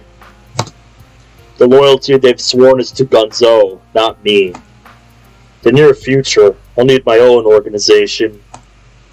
From that perspective, Tsubaki is a perfect start. Women are generally kept on the down low in the underground, but they still have their uses. Do you want to try and work with me a little tomorrow? Huh? What do you mean? I want you to help me for a bit. A confused look surfaced on Tsubaki's face. I don't like where this is going. I'm just imagining future Tsubaki as just like in a business suit and a clipboard. Oh god. I don't want to imagine that. Oh god. No. Can a person like me really be of any use? Definitely. Don't worry about it. You're an honest, hard worker. You'll be fine. Really? I'm so happy. But this is so unexpected. Her breaths, coming out in excited gasps, were dyed white by the cold. One of my favorite things about this time of year. Of course, you can't tell anyone. Her eyes shone with excitement, earnestly listening to my every word. I won't tell a soul, I promise. Then I'll contact you tomorrow. I'll definitely be waiting for your call. You definitely better. Her expression tightened when I emphasized my expectations. I'm gonna take a day off from school tomorrow, but you'll still be attending. Can you take calls when classes are in session? Huh? She seems to be uneasy. You know how I'm often absent from school? Sometimes I get splitting headaches and have to stay in bed, but most of the time it's because of the company. Company? Are you talking about your job? You understand? To me, school is like a place of relaxation. I lied when I said that I was just helping out my father. The truth is, the company is my main occupation. I knew you were an amazing person and all, but I didn't know that. So that's how it is. So if a call comes, be sure to take it immediately. That's how the business world works. I stepped closer to her. Can you promise me this much? Tsubaki held her breath. This isn't something bad, is it? Of course not. It's not like we're doing anything illegal. There's nothing to worry about. Sometimes we'll step into a gray area bordering on criminal activity, but she doesn't need to know that right now. Hesitation. Since we've made it this far, I can't let her escape. This is the first time I've told anyone about this. You're the first to know, Tsubaki. Started with a small voice, and slowly. I'm only a kid, after all. No one would believe that I'm doing an adult's job. No one understands how hard it is for me. I slowly accelerated and inserted emotion. But you're different, Tsubaki. Fate, acting through that kidnapping tragedy, has allowed us to understand each other so well. We have such a good relationship, and, well, I increased my volume. These past few days have been so amazing. To be honest, I've never trusted anyone, but for some reason, it's so easy to tell you the truth. You're the only one I can tell my secrets, Tsubaki. I made sure to keep saying her name. Tsubaki's eyes were wide open as breath after breath rushed from her lips. I didn't know you thought of me that way. Alright. I understand. I'll skip school tomorrow and wait for your call. That's a good girl. Ooh, he's talking like Mao now. Yep, he is. The work isn't particularly pressing. The issue is whether or not she can properly follow my directions. Well then, see you tomorrow. Yeah, good night. We waved goodbye. I turned my head, only to see that Tsubaki was still frozen in place. And then, a small shadow appeared. Oni-chan! It was her brother. Hiroaki, what are you doing? I'm here to walk you home, sis. I watched their conversation from afar. Don't tell me. Why, yourself again? Dad's going to be here soon. Why didn't you wait for him? Tsubaki screamed again, this time with all her strength. Didn't your sis tell you already? Don't walk around by yourself! Sorry, but you said you'd be back. And it's so late, and you still weren't home, so... Tsubaki must have told her family when she'd be back during one of her frequent phone calls. But didn't I say it over and over again? Tsubaki stooped down, continuing to talk with her brother. It must be really difficult to take care of that boy. It's not like I don't understand how Tsubaki feels. Why won't you stop this already? What do you mean? On a rural evening, sound travels far, and I can hear even very small voices. I'm worried about you! What if something happens again? Why don't you get it? It's fine! I'm okay! I can go to kindergarten by myself! I can come walk you home! Tsubaki's quiet voice is echoing around. It's not good to eavesdrop. I should get going. It's not like I don't care, but I can't do anything about others' family affairs. As I left, I heard Tsubaki say something. Really? Then I won't worry about you anymore.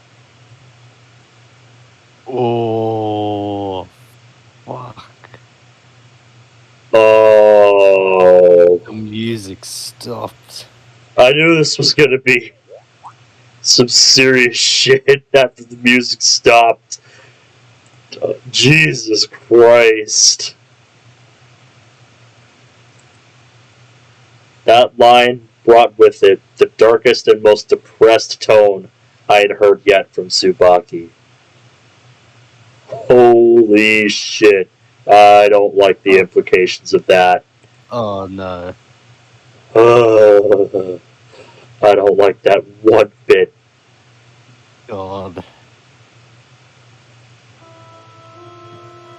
The weather had been rather unstable recently. Sometimes it would snow from nightfall straight through to dawn. Yet as time pushed forward, the asphalt pavement dried, leaving Tsubaki nothing but an inconsistent, blurred traces of white by the time she awakened. Tsubaki ignored her racing heart and stood as still as a street lamp, gazing at the familiar home her family was about to leave. The ants patrolled in squadrons near her feet. A black cloud of them gathered around a moth's broken wing and moved it to the colony garden. Or the colony in the garden, rather. Perhaps the decaying innocence within Tsubaki's heart also served as valuable food in preparation for the upcoming spring. The overwhelming kidnapping, her responsibility to her family, and her feelings for Kyosuke might all be guiding her to a nest that most suited her true self. Oh no. Hiroaki walked out the door. He closed in on Tsubaki like a puppy. Alright, let's go! He made a fist, bent down, and then jumped with excitement. She looked up at Tsubaki with a bright, floral smile. Her brother's every move was dear to her. She'll take Hiroaki to kindergarten, then head to school. This was her daily routine. If Hiroaki begged for a snack halfway, she would stop by a convenience store. If he wanted to play, she'd comply as long as time allowed. He was a child, after all. As his big sister, it's only natural for her to indulge him. But today was different. Tsubaki wouldn't go to school. Instead, she'll wait for Kyosuke to contact her. Depending on the schedule Kyosuke set out for her, she might not even go to pick up Hiroaki. She continued to hold on to her brother's hand. His chubby little arms were quite soft under her fingers. Your hands are so soft, sis. Are you saying I'm fat? Her tone suddenly grew strict. What? That came out of nowhere. You're soft too, Hiroaki. Are you eating too many snacks? Cool! They're just like your hands. Dad always says I'm just like you. Just like me. Her brother's innocent smile made Tsubaki a touch uneasy, as if she'd seen that exact smile elsewhere, as if she'd seen it a sickening number of times, within the polished glass of the mirror, every day of her life. Why? What was it about her brother that bothered her? Let's go. As a twisted emotion gathered in her chest and ran down to her gut, she noticed that she was dripping with sweat.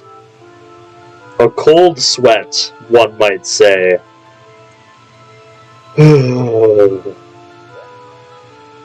Kyosuke must be an early riser.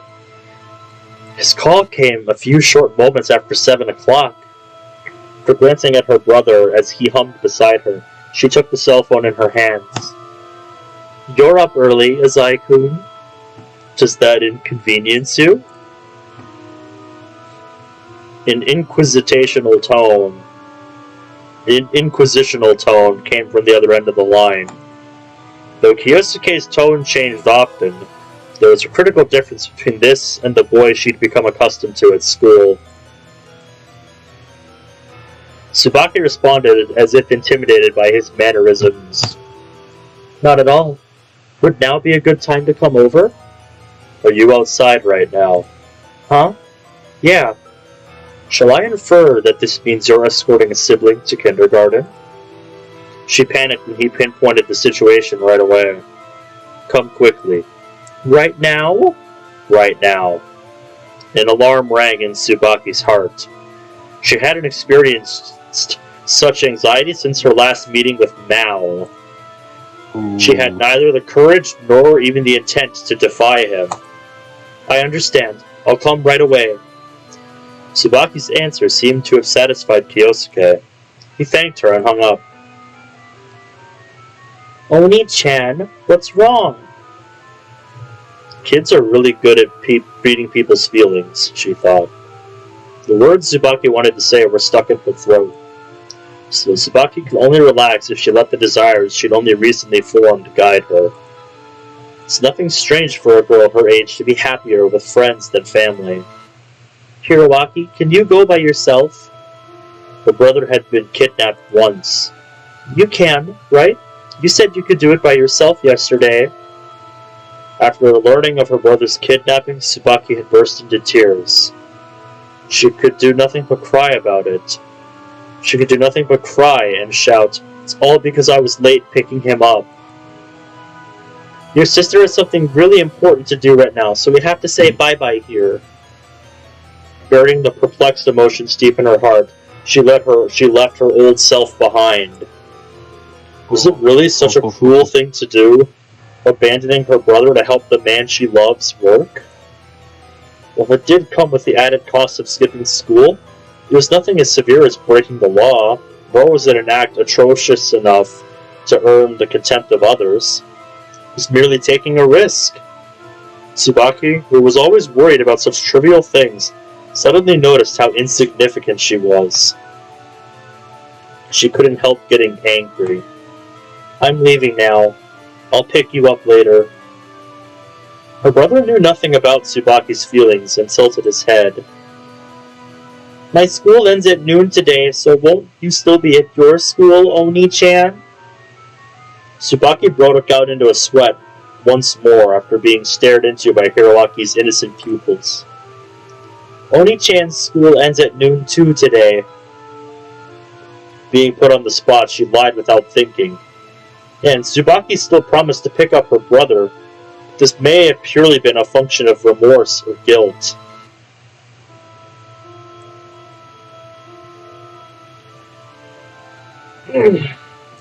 Welcome to the stream then, Leonid. I hope I'm pronouncing that right. Good to see you, mate.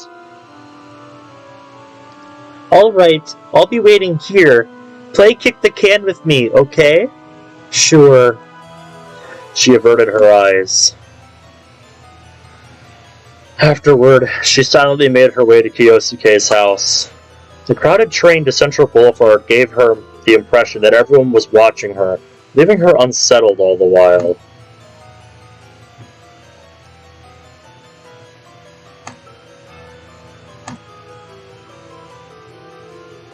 I led Tsubaki to my room.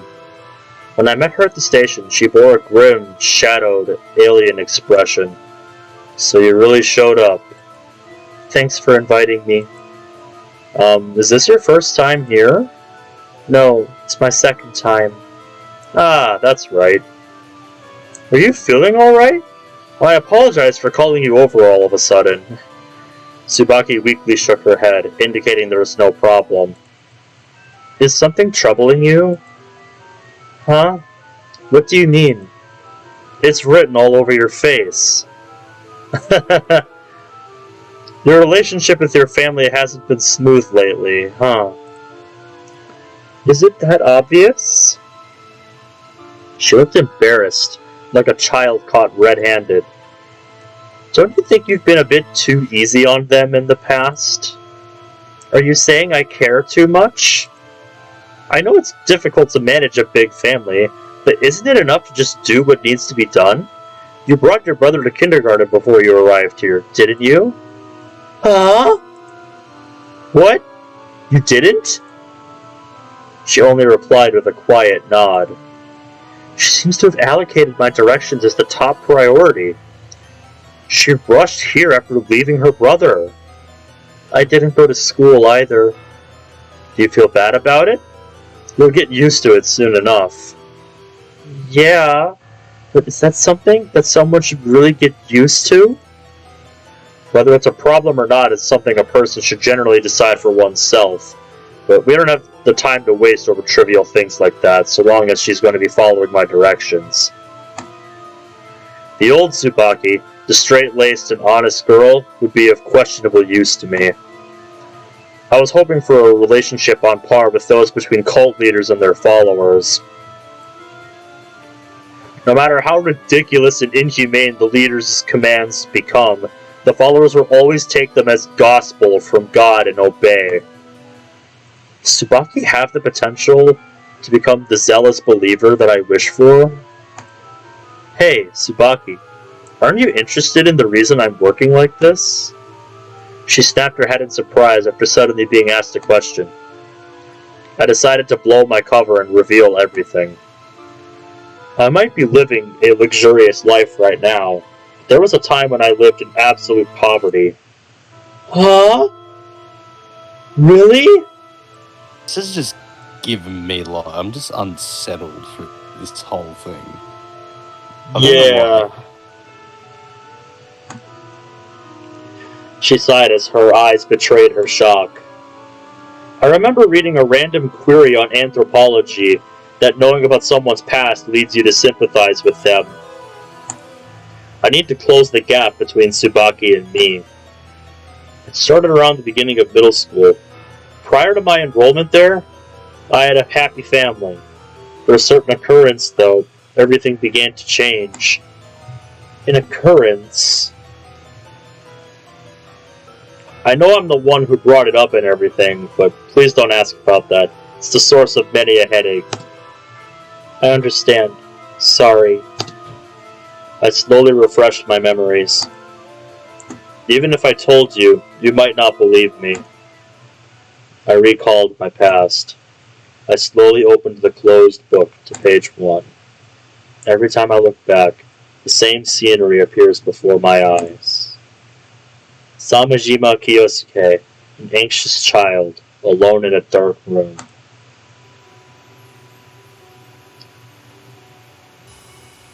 It was a nameless village in Hokkaido. Flashback time! Yes, dude! Oh, I want to see this. Mm-hmm. Oh, 9 episodes, and we're finally seeing what this boy's past looks like. My mom and I lived in a shack adjacent to the cattle fodder and hay storage of a small farm. When winter reached our home, the temperatures dropped below 0. Our windows weren't double layered. The flooring reeked of cow feces, and centipedes fought spiders over hairs and a few scattered rice grains. To my surprise, cockroaches managed to survive there too, so far up north. Why did you live a life like that? My father destroyed my home. Your father? Yes. You may have heard me say Papa before, but when I do so, I'm referring to my foster father. He adopted me sometime later due to certain circumstances. In any case, my real father is already gone by the time of this story. He wasn't missing or dead or anything, but he owed the Mafia a lot of money. Thus, my mom and I had to constantly keep moving. In the end, we settled down in what was essentially a literal pigsty. A distant relative lent us the place. His name was Kanu, or something like that. Apparently it carried some sort of discriminatory nuance in that region, but I'm not sure. Kanu gave us a place to stay when we had nowhere else to go. He was a real son of a bitch, with a criminal record to prove it. He might have been doing some day labor, but he would sometimes harass my mom by flaunting his earnings. My mom had a few random jobs too, but the village provided few employment opportunities for outsiders. As a result, we could only obey Kanu's every whim. The biggest problem was kerosene. The price for kerosene in farming villages is unbelievably high, and when it's cold enough to make your nose run, an empty oil can is practically a death sentence.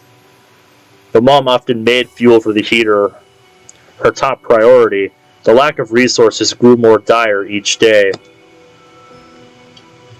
We lit that old heater once a day, and that would guarantee us an hour or two of warmth. My mother and I always took that opportunity to wrap ourselves in sheets and talk about anything and everything. If only we had more money. That's what I always said. I begged for a job as a paper delivery boy, but Mom didn't permit it. She was worried that my body couldn't withstand the cold. She said that walking in the snowy mountains to deliver newspapers would be too harsh for a child. Yet, still, our fuel stockpiles were waning by the day. I think a snowstorm forced the whole village into a shortage. Only 1 hour was left of the heartwarming 2 hours each day. My school was small, no more than 50 kids total. I pleaded with them, every single one, to share what they could. In the end, they passed me off as a beggar and provided nothing. They said, "You must be wasting oil all the time. That's why you don't have enough." They didn't share a drop. We never wasted anything. But then I thought that maybe everyone else was in the same situation as we were, but were patiently enduring it. I returned home, feeling a bit bad about what I had done. After thinking about it, it did seem a bit strange. Our fuel was being used up faster than we were consuming it. I even began to suspect my own mother of using the heater in my absence. Shortly thereafter, I met Kanu in front of our shack. He became enraged when he saw me and started yelling desperately. "Who do you think is letting you live here?" Bastard was swinging a jar of kerosene back and forth. I think he stole it from us. I questioned him. He was as muscular as a bear, and his face was always red, as if he were constantly intoxicated. Upon hearing our argument, the people living nearby gathered round. Kanu was a cunning man. He was good at keeping up facades and hiding his true self. He pretended to be a saint helping some outside woman and her young son to make ends meet. Thus, in the end, we were the ones in the wrong. Sometime later, I mentioned it to a school teacher. However, from that one conversation, I finally understood how the people in the village viewed my mother and I.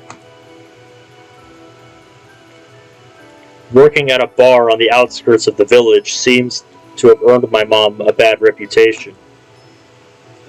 Come on, it was just a bar. It's not like she was a prostitute.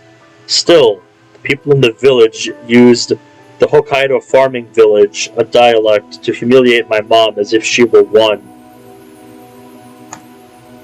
Give me a second, I'm just writing a message in moderator chat. We might be experiencing a server raid.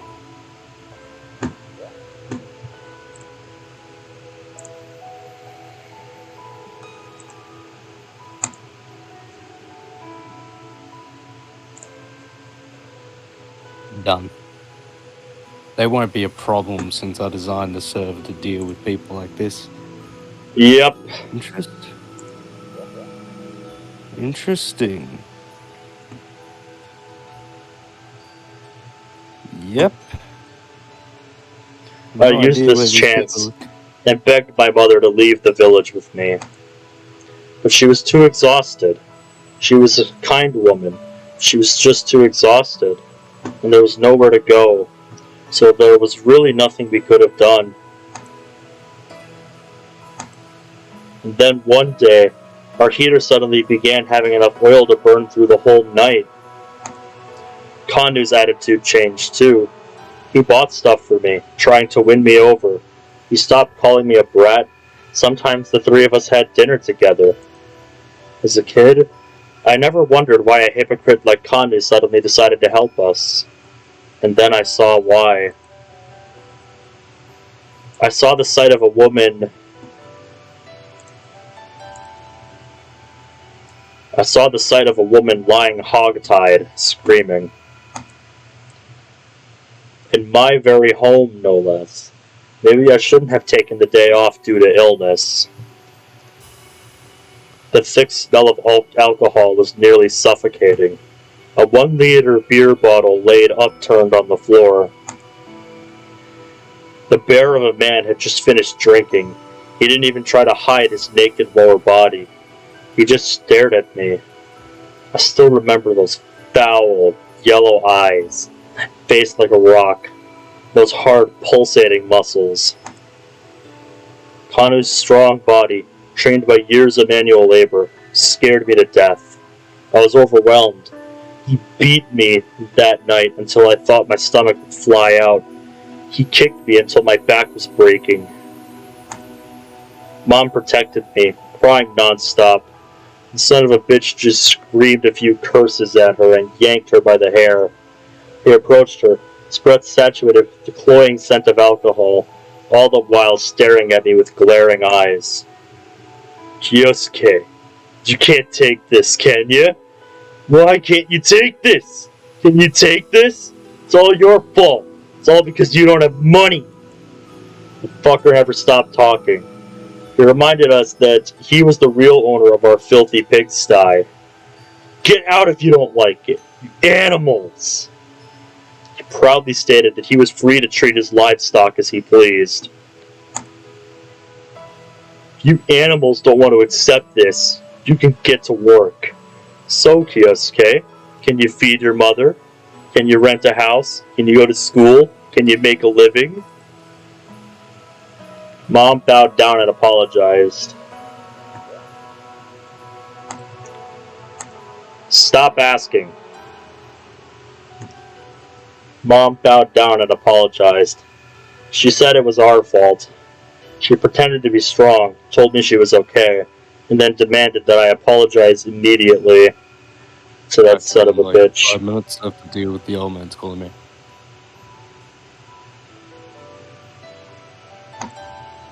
I obeyed my mother.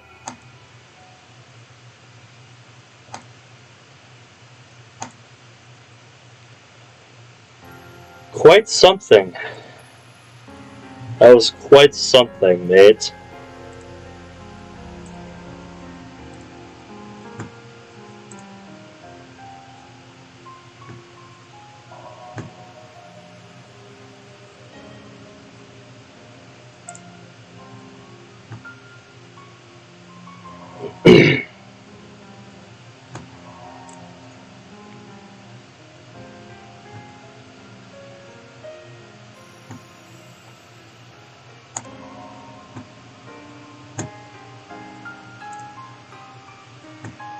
Tsubaki's shoulders shivered like she was struck by lightning as she stood silent.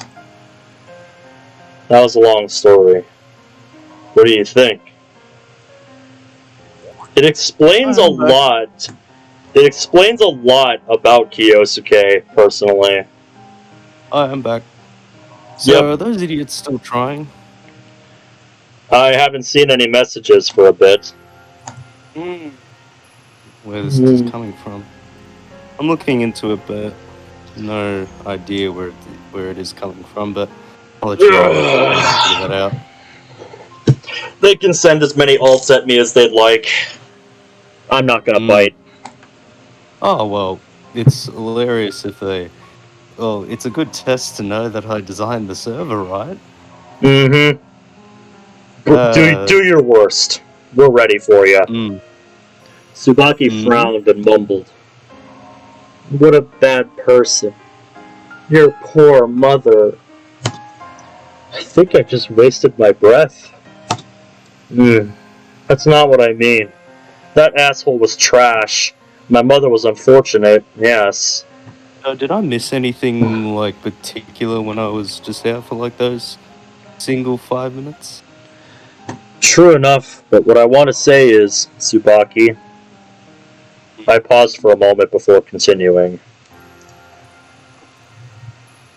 We were getting some backstory on Kyosuke's past and what his life was like when he was younger and how he didn't always have the luxuries that he has now. I got that part. Yeah.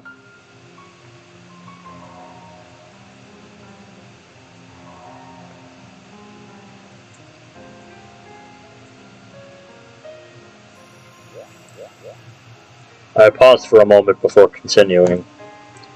Back then, if I only had a fraction of the money I have now... But weren't you only a middle school student back then? Take a good look at Central Boulevard. There are people who are obviously elementary school students claiming to be high school students in order to sell accessories or tickets, right? Yeah, but this is a big city. Anyway, I didn't have money. My luck might be rotten, but what do you expect? No goddess of luck would shine on someone who couldn't pay the fee. Suddenly, Tsubaki seemed to have thought of something and said, My family should be okay, right?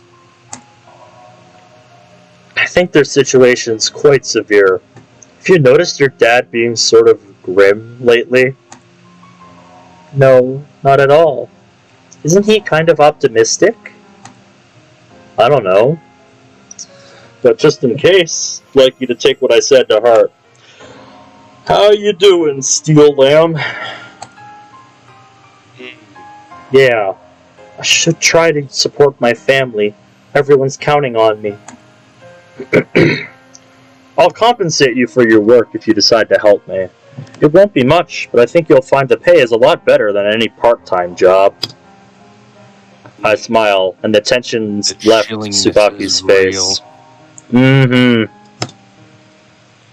I'll do my best. After hearing your story, I feel that I should evaluate my family again. What do you mean? I mean Hiroaki. What do you think of that kid? I think he's spoiled compared to the average child. That's about right. I think I'm spoiling him, too. You could be doing him a disservice, you know. He'll only be worse off for it as an adult. That's why the teachers from his kindergarten say, too. Then I'll go ahead and tell you the rest. Honestly, I've seen some things I didn't really approve of in your dealings with him. I crossed my arms in front of my chest and continued. Why don't you scold him? I think it would be for the best if you got seriously angry once in a while. I scolded him for the first time recently. The time when he ran out of the house at night without permission? That was more like Tsubaki screaming hysterically than a proper scolding. Wouldn't it be better if you put more feeling into it? Really? How would I do that?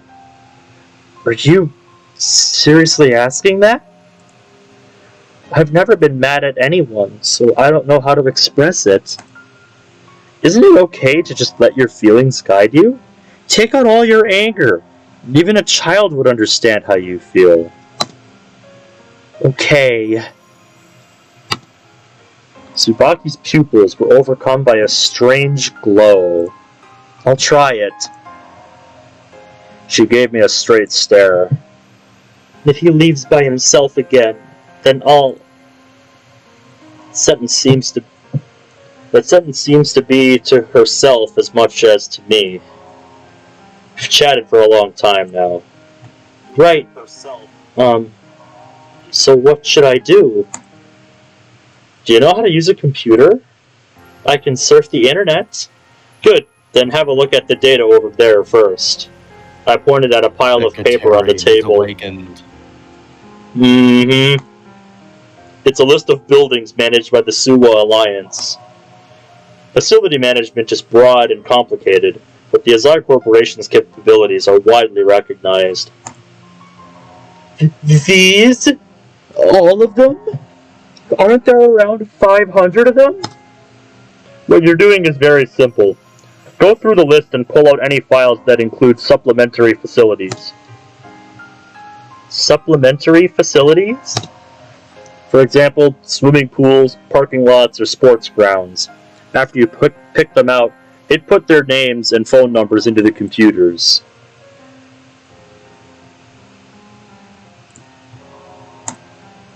That sounds really time-consuming. You should be done by dusk. Dusk.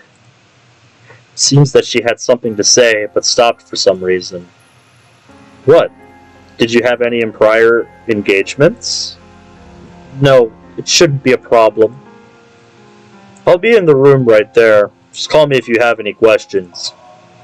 Tsubaki started organizing the documents right away.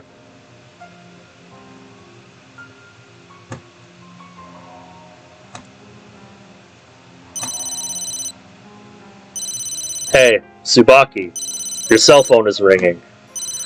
I took a break and checked up on Tsubaki during the afternoon. Tsubaki froze, staring intently at the cell phone. It's from home. What should I do? What do you mean, what should you do? Pick it up. You should be at school right now, right? Oh, yeah. Why am I panicking? The ringing stopped as we spoke. Are you gonna call them back? Nah, it's probably nothing important anyway. Dad is always making meaningless phone calls now that I bought a cell phone.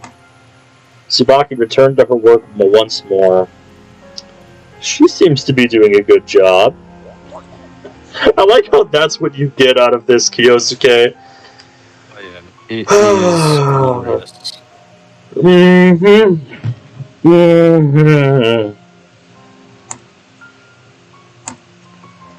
The names of the buildings are already listed on the computer monitor. You're in good shape. Really? I might be suitable for easy jobs like this. You really helped me out.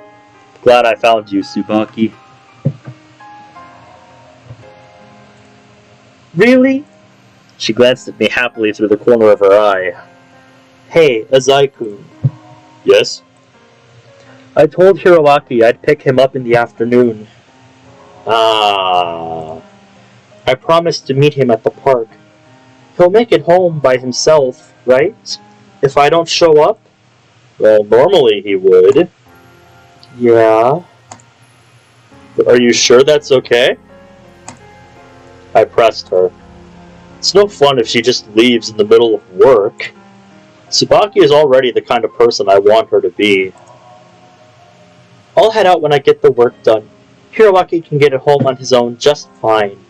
She's changed so much. It's such a short time. Fuck, it is painful. Mm-hmm. I want to work hard and make money for my family. That would be a better use of my time, even for Hiroaki. Mm-hmm. Convincing yourself because of a selfless objective. Oh, I have seen that before. This might sound a little bit, but if we had money, we wouldn't have had to leave our home, right? And we wouldn't have had to borrow money when Hiroaki was kidnapped. Now you get what I was saying earlier. Tsubaki smiled. I'm so glad I met you, Azai-kun.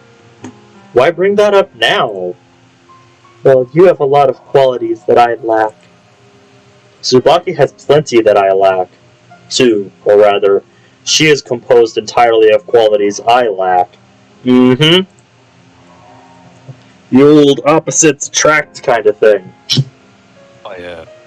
Still, in the end, she will become a person like me. Suspicious, cheating, self-protective schemer. These traits are neither just nor evil. Everyone acts this way. I was filled with a sense of satisfaction, having confirmed that my way of life was not mistaken. Well, let's work for a bit longer. Yeah! After that, Tsubaki pushed her natural hard-working tendencies to 120%. Until the moment she clocked out, her hands worked swiftly, as if her perplexed heart had already been blown away by the wind.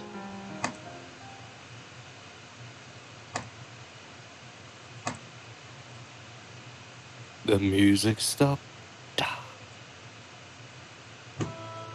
And Tsubaki's point of view. Yep, we're back.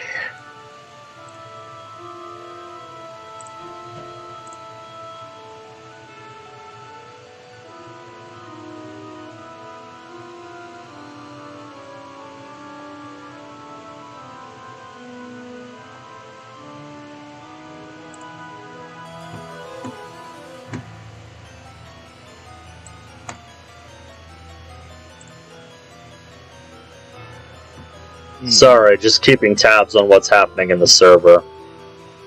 Yeah, I know, I get you. I've seeing been if doing that, so seeing if there have been any developments. Besides the dude that left, who I'm assuming is the dude in chat's Steel Lamb, because they have the same profile picture, nothing else. I think they realized their hopeless endeavor was fruitless.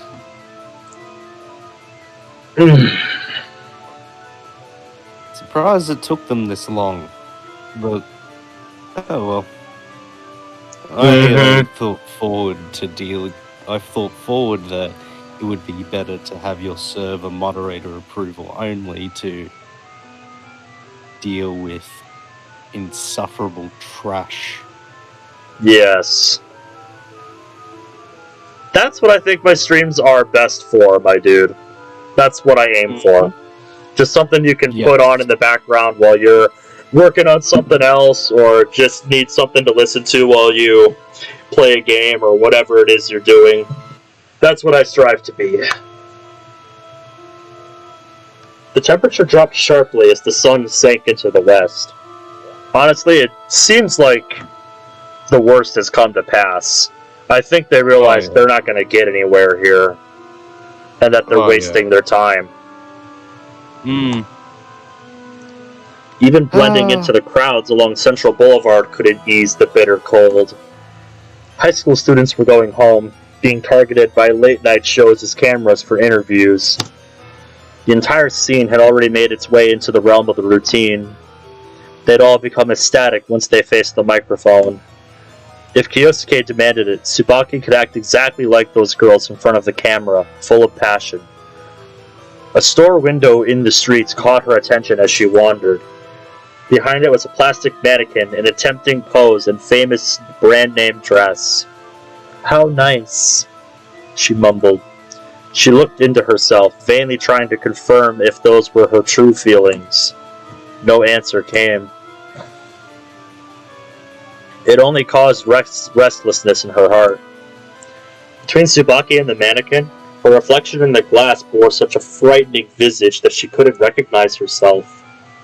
As the cold tortured her body, Tsubaki headed to the subway station.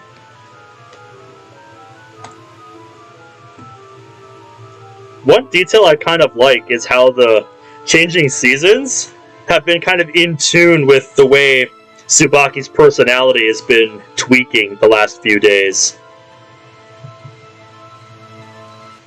It's a small, it's a small the detail, but I noticed. personality But has been- yeah, I like that. She's been getting a lot Yeah. more, you know, stern and cold towards Yes. people like Yusumi and some of her family members lately. Little things like that that really impress me in a story. After Tsubaki left, I suddenly spotted an object she'd left behind. A familiar notebook. That precious record Tsubaki had once held close to her. How could she forget to take something she valued so much? People who write in a diary might be able to contain their emotions through it, but I haven't seen her writing anything at all lately. Even so, I doubt it's something she's willing to part with just yet. I called Tsubaki. Yet all I heard was the mechanical voice of an unavailable recipient. Is she on a train? Maybe she turned it off. Tsubaki might really do that. Yeah, I quote-unquote turn mine off, but I never completely power it off. Unless I feel like I need to in order to fix some kind of bug that's happening with mine. When I was like, I went on like a date with my partner actually on Saturday, really, and yeah, like, that makes sense. I did a dinner date, so oh, cool. Dinner date and a movie before that, and I turned off my phone. Yep, that makes sense. You know, you'd at least turn off your ringer in that situation. But yeah, sounds like you guys had a good time.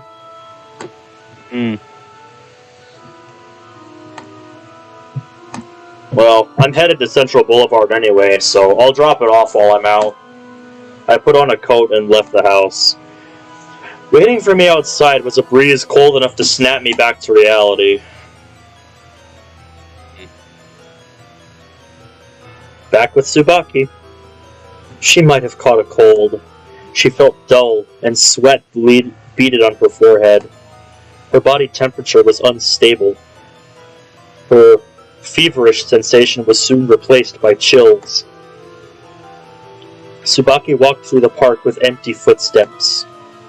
As if her legs were plated with lead, she kept on moving forward, rushing towards home. Why am I panicking? She slowed her steps as she wondered. Tsubaki must feel guilty for skipping class. No, maybe it's because she was on a bit of a high after being accepted by Kyosuke. Carrying all kinds of uneasiness, her steps grew heavier. For example, what about the exchange student, Yusumi Haru? Tsubaki treated her as a friend without ever thinking twice. Before she knew it, she'd already started to hate Haru. After listening to Kyosuke's story, she understood what a scary thing debt can be. Thankfully, Kyosuke had provided her with a house to move to. But beyond that, the only thing awaiting their arrival was a life of poverty. Couldn't her father think up a better solution? Tsubaki lost her breath. Why is it always me who has to do the worrying? Then the true source of Tsubaki's anxiety appeared. Ah, Oni-chan, you're finally here! Tsubaki's brother dashed towards her. He waited for her like it was the most natural thing in the world. His innocent smile showed no fear of the bitter cold. Her body felt a different sort of chill.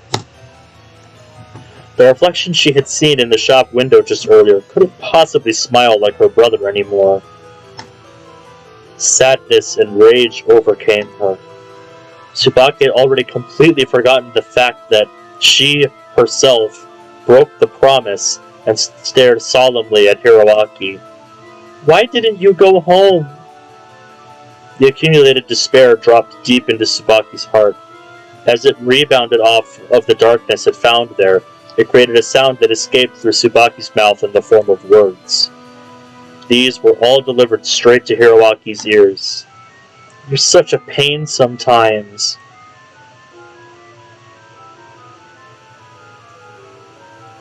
The downtown crowd is as annoying as always. Oh, man. I have a feeling that this is only going to get worse as time goes on. Yeah. Like, I feel like at some point, the way things keep going, she's going to become estranged from her family. Oh, yeah.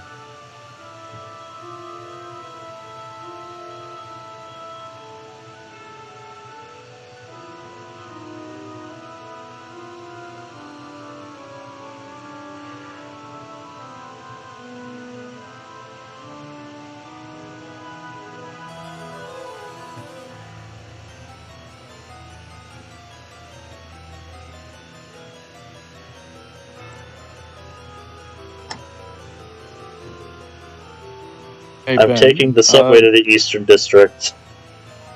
Yep, I'm looking at the mod chat right now. Yeah. Let me go to roles here. Not that. I don't want to change what the head mod role looks like. I need perms. Yeah, the original moderators don't have the authority to ban people or kick people, Yeah. but the head moderator I has know. all perms. Yeah, I can confirm. I'm looking at it right now. They have all perms. Yep, thank you. No, get rid of them. Looks like he figured it out. Yep. One of them left on their own, though, but get rid of the rest. I've been following the welcome chat. I know one of them left already.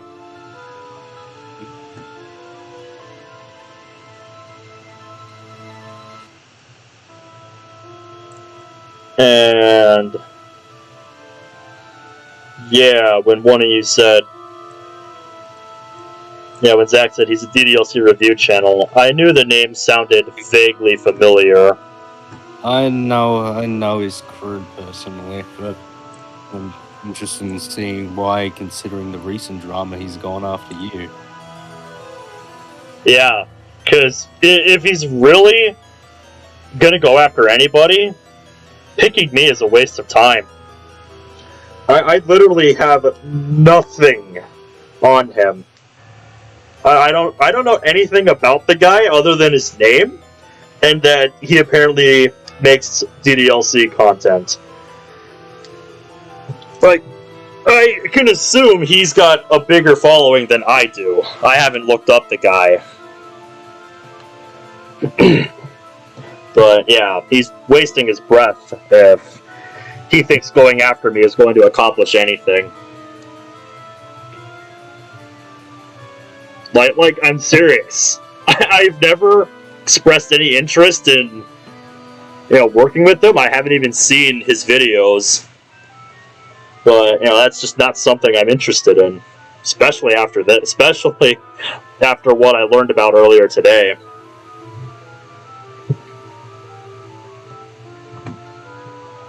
I'm taking the subway to the Eastern District. I doze off thinking about Tsubaki. I've witnessed her personality change firsthand. Like ink dripping onto a clean sheet of paper, she's slowly losing her original form. I think a certain somebody would like that metaphor. Goodbye, twits. You won't be missed. Yep. No way, coming up to me now. It's been made 4 episodes on its fucking channel before you idiots noticed. Fuck. Just as they say, as difficult as creation is, destruction is easy. Oh yeah, believe me, that is something I know very well. What can take a master artist years to craft can be destroyed in a matter of minutes by any idiot with a hammer. The innocence Tsubaki had been raised with since she was young vanished without a trace right after her introduction to money. Which means it was no stronger than that to begin with. Tsubaki's kindness was only a fragile, insignificant thing. One could say that fragility was because she hadn't built up a strong enough buffer against philosophical insult. True enough, I've been inducing Tsubaki, and she's experienced a number of misfortunes that left her vulnerable. There was the kidnapping, and as a result, they've been forced into major debt and have been chased from their home. Still, I thought, is it really acceptable for humans to be that weak? Yep. I appreciate what you've done, Zach. Yep. Hey, mate, we at least know that the server's pretty much foolproof to dealing with fucking trolls. Yep.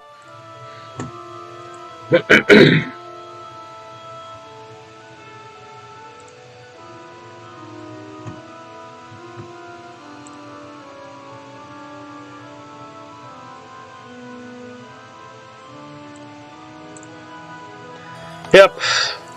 That's been dealt with. No matter the circumstances, the core of the problem lies with the one being exploited. Everyone knows that's where the responsibility lies, but saying so before the masses would lead to criticism, so people choose to stay silent.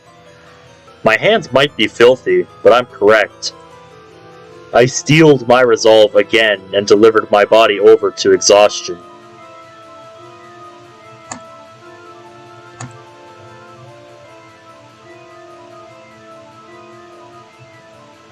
Tsubaki couldn't take it anymore. The snowflakes falling onto the ground froze her reason. Tell me how many times you've done this. Didn't I tell you not to come out by yourself? Although she inquired in a cold tone, her brother was ignorant to the changes in Tsubaki. Listen to me first. Masato-kun is my friend, by the way. Anyway, his family bought a dog. It's so cute. I want one too. Buy me one. The veins in her temple throbbed. Hey, buy me one. It's a chihuahua. Buy me one. Do you know how much money it would cost? Not really. Interesting. Is it expensive? Even more expensive than all the ice cream in the store?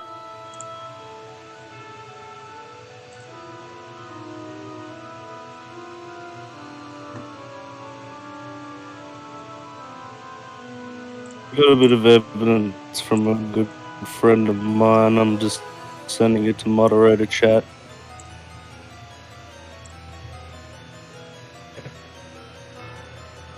Give me just a moment while I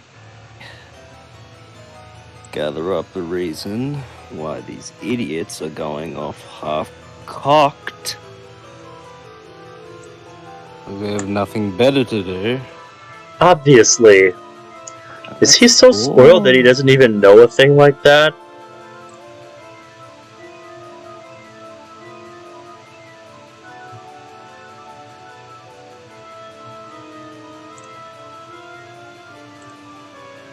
But Oni-chan, you bought a game system for me once. Everybody says it's expensive and they envy me. That me doesn't exist anymore. I don't have any money. Liar! I've seen your savings box, sis. There's lots of money inside. You shouldn't just go around peeking in people's wallets. But I've always been using that money for snacks. Really? You need to stop that.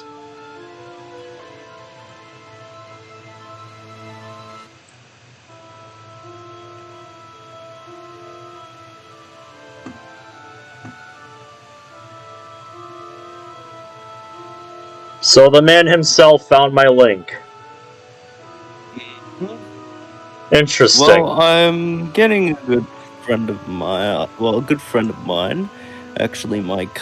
Well, I won't tell.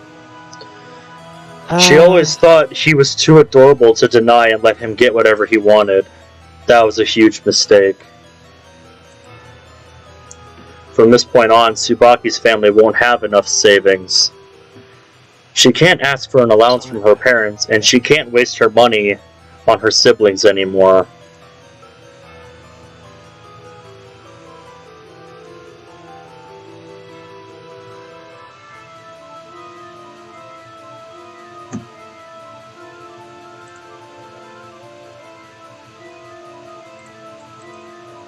Fuck Hamas. The sweat dripping from her skin was assaulted by the snowy wind, bringing on a sudden chill. Oni-chan, let's go play Kick the Can! No, it's too cold. Tsubaki's hands shivered slightly. Surely the cold wasn't the reason. It's a subconscious attempt at suppressing a dark impulse. If she gave in to that impulse, there'd be no turning back.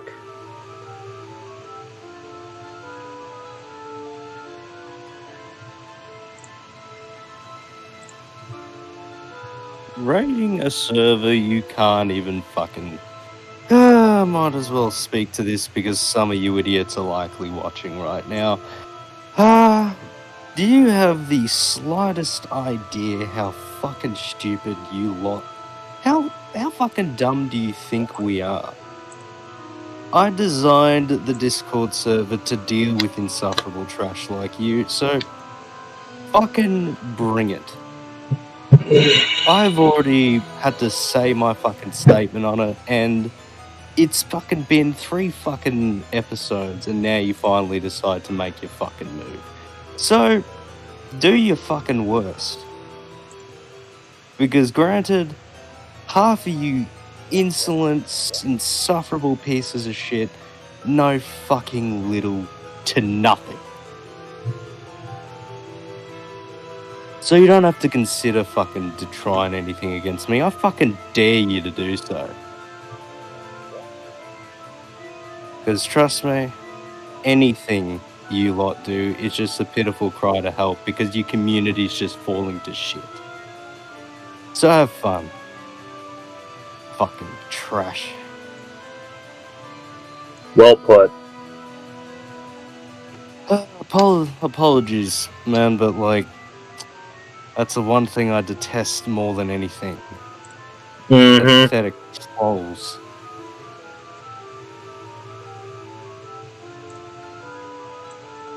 Hey, let's play! I said no! If you play with me, I'll do whatever you say, so come on! He reached out and placed the can directly in front of Tsubaki. Tsubaki's darkness flowed into the container, drop by drop. It was about to overflow from within. Whatever I say? Yeah! Then you know what I'll say, right? I've already told you thousands of times. She planned to put a stopper in her heart. To close the doors Mao had opened, Tsubaki asked her brother. You know what I'll say, right, Hiroaki? What'll you say? Tell me. I love you, sis, so I'll do it for sure. So you should play with me. After that, you think maybe we could go buy a puppy?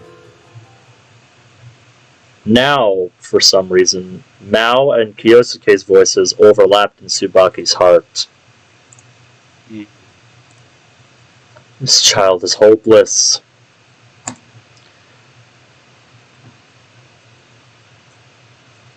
I haven't been on AfroZero's server lately, so I don't know if they've tried them. From what I've seen, it seems like they've only been going after smaller servers. Yeah. Because they think they'll be ill-equipped to handle it. Oh yeah, well, nah. Zero servers a lot less like built-in security rather than that because like I made like your server the way it was because of my prior experience with idiots like this. Because I knew it was a good idea to make the server moderator approval only because it stops server raids and it makes them piss easy to control. Because you can just go like, hello, ban. Yep. Hello. Goodbye. Zach says they got a suicide server. Yeah, I read about that in the document that was posted earlier. Yes. Granted, like, this seems to be just a cry for help. Like, yeah, because just the shit that they're doing is so immature, it's not even funny. Oh, yeah. No, look, I've been a part... Look, I might as well speak my statement on the Savage Central thing. I've bore witness to the childish antics between him and the Dirt Thief channel and the guy himself for like almost like ages. It's childish and it's fucking ridiculous.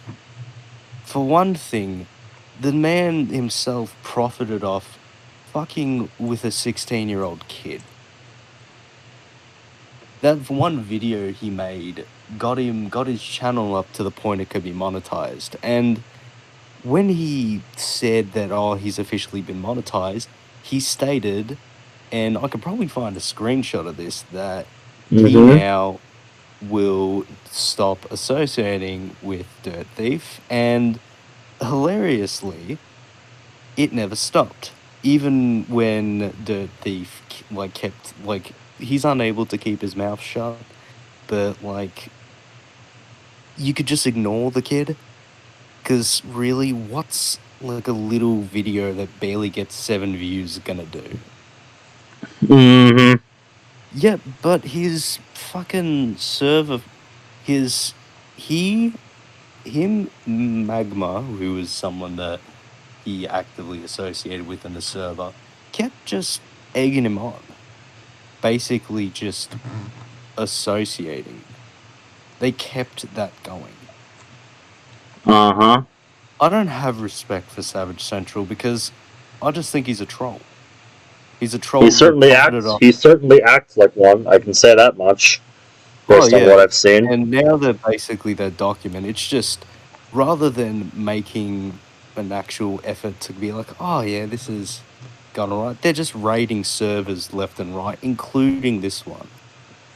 And despite what they think about me, you can have your opinion, but why fucking go after my mate?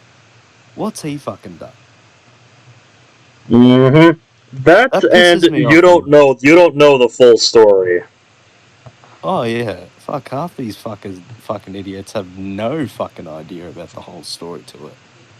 But I'm not interested in telling people that a lot more going on about it than just probably what you lot have seen.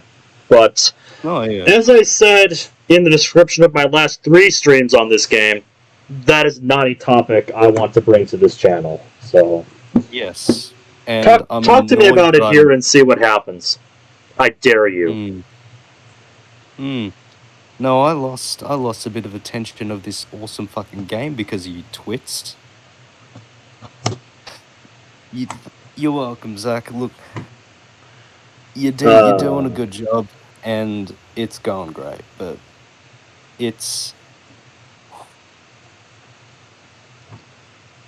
I just hate twits that act like childish trolls when they could just fucking talk or just fucking do something about it. Yeah. I'm not fucking bothering you idiots. I'm not even saying shit in public. The last fucking thing I ever made a comment on was that statement document that you likely have all probably skimmed through or didn't care about the contents in it. So I'm not going to acknowledge you idiots with a single grain of salt if you aren't going to fucking actually pay attention. Anyway, what you missed is a conversation between Hiroaki and Tsubaki here. Oh, yeah? Yep, I saw that, Zach. They were talking about getting... Hiroaki was talking about getting a puppy because one of his friends had one. And the first thing that Tsubaki thinks about now is, how much money that's going to cost. Like, it's finally starting to sink in for her.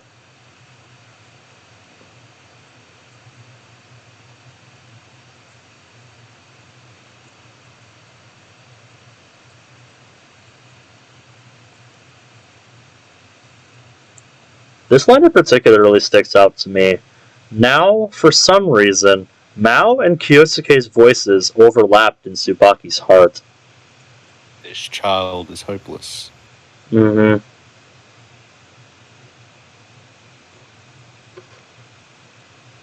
Did that? Oh, I did not need to know that, Zach. Jesus Christ. What the actual hell? Zach says, it reminds me of that one guy who made a streamer eat his own shit. That reminds me of that thing in Rick and Morty, like... Yeah, oh. This shit is delicious. Yep, I'm sure my brother would know exactly what you're referencing, because he's a big Rick and Morty guy. A torrent burst forth. Hiroaki. Her impulse spiked dramatically. Her raging palm screamed for violence, soaring through the wind. Yeah, I don't know, Onyx. I don't know what you would have to be given to want to do that. B1 sauce. That is definitely not Szechuan. No. The can placed in front of her shot to the sky with a clear sound. She was desperate. Then, like waves lapping upon the shore, her palm firmly collided with her brother's face. Oh! Pain. Her palm was moaning in pain. Hiroaki's chubby cheek reddened. She had always kissed him there, saying how cute he was. Yet this time, she'd hit him. Ooh. Jesus Christ. Fuck, jeez. It's getting real. Say that again. What is this? She had finally hit him. There was no turning back. Tsubaki of the past turned to ash as the sound of her sin echoed in the cold air. The serious, straight-laced Tsubaki crumbled completely. It was a blow for disciplinary purposes. She immediately formulated an excuse. Because they were family, such actions would be forgiven. Someone might even praise her for it. Still, to Tsubaki, this was a tragedy akin to jumping from a skyscraper. Yeah, the old Tsubaki. Hiroaki. Tsubaki, frightened, addressed her young brother. Hiroaki knelt on the floor, completely silent, like a marionette, with severed strings. Oni-chan. The shock he suffered must be immeasurable. Even the person who hit him nearly collapsed in regret. To be treated violently by the sister he had always trusted would be entirely unfathomable. Have we started? Hiroaki raised his head, obviously confused. Tsubaki's heart itself shook the air out of her lungs. She could only hear that as him blaming her. Why did you hit me?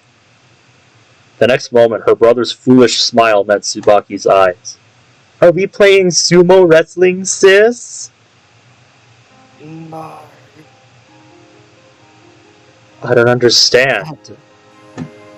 Not much, Blank Kid. Just, I definitely do not like the transformation that Tsubaki has undergone this episode.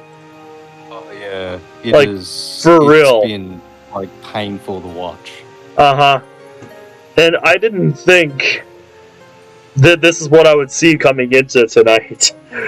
I didn't think it would get physical with anybody, let alone her own siblings.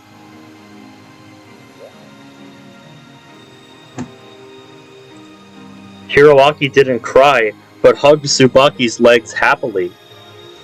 Her brother's stainless smile disgusted her. Seeing that familiar smile nauseated her. Tsubaki lit a dark, raging fire of melancholy. Once again letting her instincts guide her body, she struck her brother once more. She crashed into his small chest, sinking her fist into his face. Jesus, Tsubaki, what are you doing? Jesus Christ. Oh. That sounds awesome, Zach, but my god. What am I bearing witness to right now?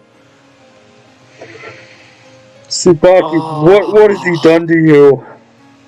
What has he done to you, Tsubaki? No! You weren't supposed to turn out like this!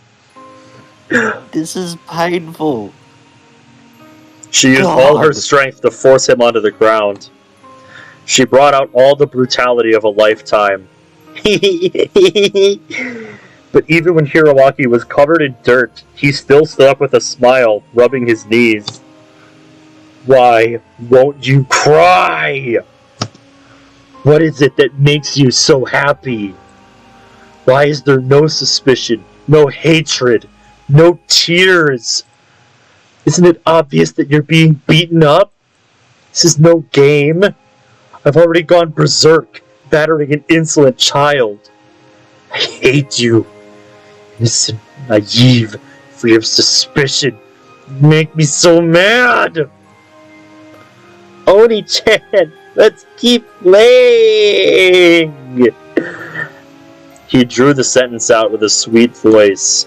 His stretched cheeks were red and inflamed. He looked up at her with an innocent, inquisitive look. Tsubaki's malicious cries wouldn't reach him, no matter what. Is this kid that dumb? How can he not understand? Why, no matter how hard I hit him, does he still think it's a game? Yeah, I know, Zach. I'm doing my best. What? Are we finished? Hey, sis? Something welled up from Tsubaki's heart. Are you cold, sis? Tsubaki's naive brother concluded that his sister was cold. Why are you crying? Are you hurt? Did I overdo it? Are you innocent kid? It hurts to watch this innocent kid. Someday he'll learn, but today is not that day. And yeah, Zach, I can say as somebody who was in choir, I was definitely on the lower end of like the baritone, bass and like soprano spectrum when it comes to your voice. I was definitely towards the lower end of the spectrum.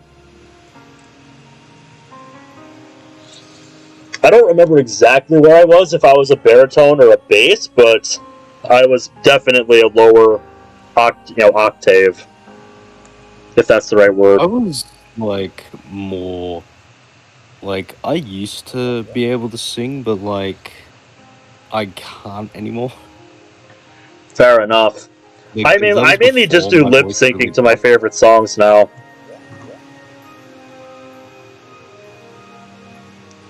Yeah, you're absolutely right about that, Onyx. Innocence can be very cruel.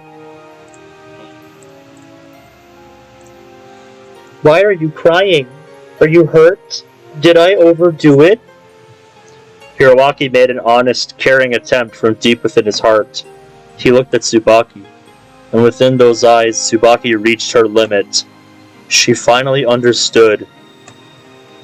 During her brother's growth, only people who loved him passed through his eyes.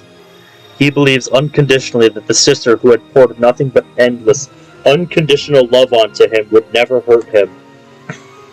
Indeed, it was like a mirror.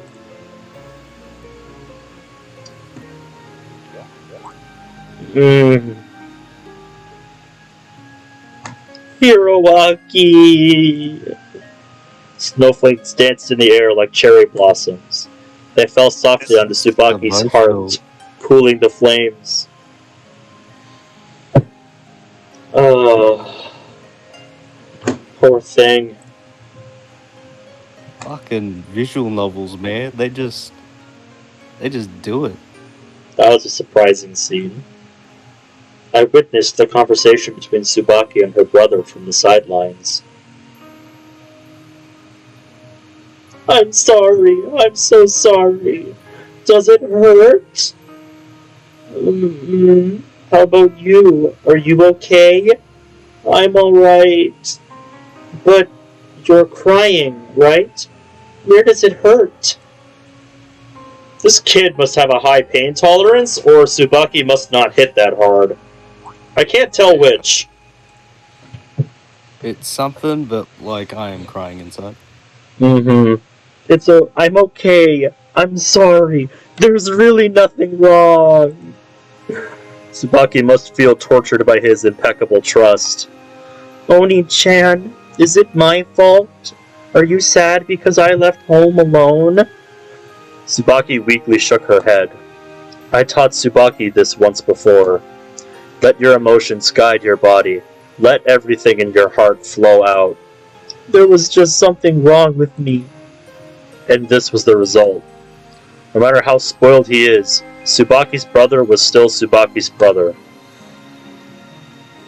Tsubaki's whole family was so innocent and naive you'd wonder if they were faking it. I'm sorry. I'm sorry. No, you didn't do anything wrong. Hiroaki, I'm the one who lied. I didn't keep my promise with you, and I took the day off from school, too, and I wasn't playing. I hit you because I was annoyed. I'm sorry. I'm so sorry. Their tears fell together, like a reflection in a mirror. A sudden ache erupted in my chest. I finally understood what I had seen in Tsubaki all along. It's not that she disgusts me. It's that she has what I've always yearned for. I was deeply jealous of her innocence. Thus, I wanted to destroy it. Damn. We should have never crossed paths.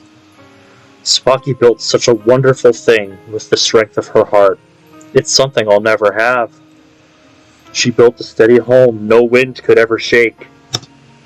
I'll never come out by myself again. Really?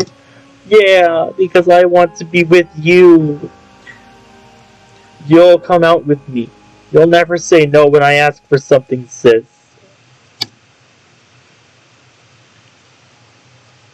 Oh, are you looking up at earlier in the chat history, Zach? They didn't pose any kind of problem yet. They were one of the ones that joined because they had the same profile picture. Yep, The one I that made left. the connection.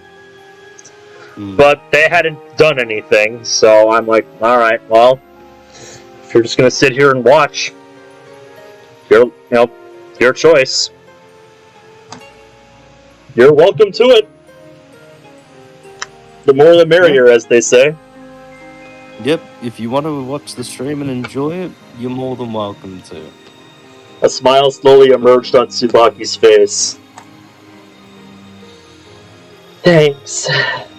I feel a lot more relaxed now.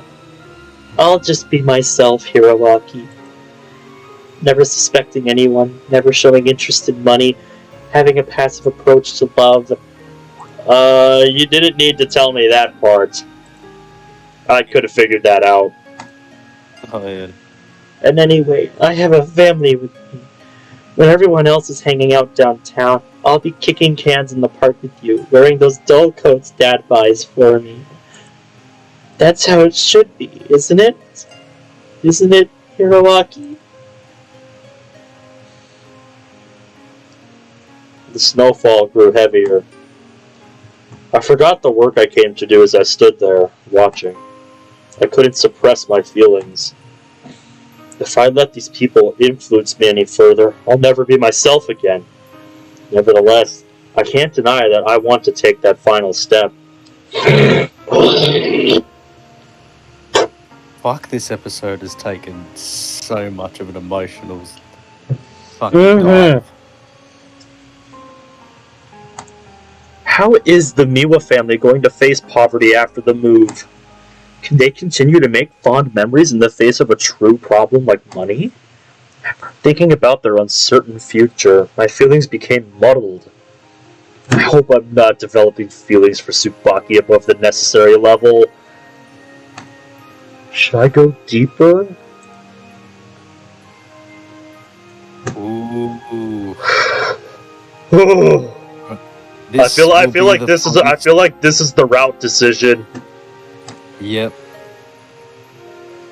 Alright, do the chat. We have 3 people watching, or maybe some of them aren't asses, but like, even if you are, like, you get the opportunity to invest in our in our decision. Yep, chat. Is she the chosen one? What do we do? Come on. Because thinking purely from Kyosuke's point of view, he should probably go with the latter option, but at the same time, we've already seen so much of her anyway. Yeah. Oh. That's because I hit C. Yeah. Darn hotkeys make typing complicated sometimes. I should probably change them to something that's not part of the QWERTY keyboard. Oh, yeah.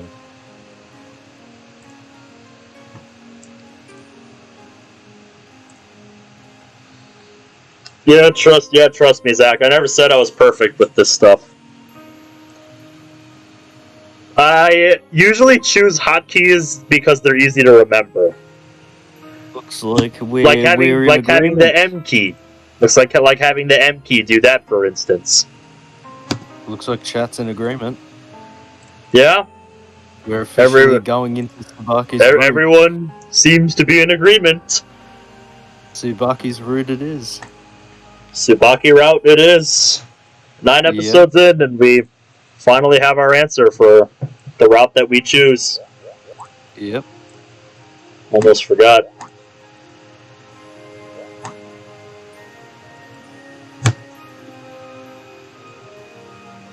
And it'll be a pain in the ass when we finish this route and try to get to the other ones. Yeah. Yep, so I'll have to remember after this episode.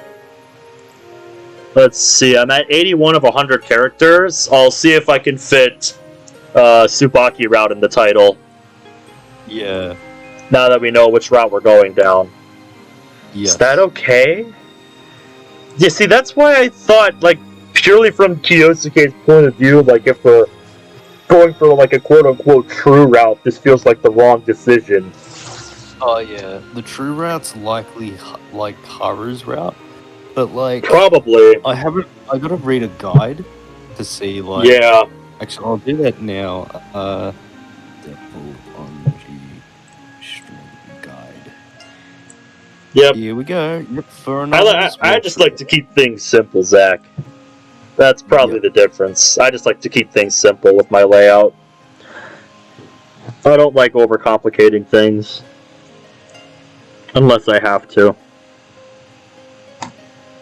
I ask myself this question once more. If I choose Tsubaki here, I feel like there will be no turning back. I have ambitions of my own. Not to mention, I'm also curious about Yusumi and her relation to the fierce criminal calling himself Mao. Even so, will I help Tsubaki? This is the... I looked at the route. This is the guide to... That is the final choice to get onto Tsubaki's good ending. So basically, you choose either choice, you choose that choice, you basically... You get onto Tsubaki's route. Yeah. Yeah, Zach, you can probably even notice, my favoritism for simplicity. Sorokins, we did save. Back, making another one right now. Because I've been dedicating save folder 10 for all of the decisions, although I feel like I might need more later. Oh, yeah. Well, we still are only on, by the looks of it, that we're on still on chapter 2. Yeah, we are. Pretty sure I don't need to ask you guys again, because the vote was unanimous previously. Yep. So now Tsubaki's route. Tsubaki route, commence. Here we come. Yeah. Yeah. What I was going to say in regards to Zach saying I'm more complicated is that you can even see, the kind of simplicity that I like, even in, other games that I play, where I do, like, top-ranked stuff in Sonic games, for instance. Even with everything that I'm doing, I always pick, the way to play it where I can do it, the easiest and the most consistently, even if it's slower. Like if I think it's easy enough that I can, reasonably do it, then even if it's a bit slower, unless I'm aiming for the top time, then I'm not going to bother to do something more complicated. Because it's like, fuck, I want to get this done. I don't want to sit here for hours as much as I do sometimes. The only time I start to get more complicated is when I approach, the very top level on something.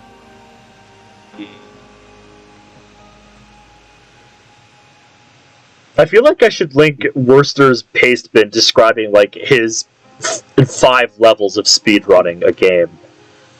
Because it was a very interesting read, and after reading it, I'm like, yeah, dude, this describes my mindset when it comes to these kinds of things so well.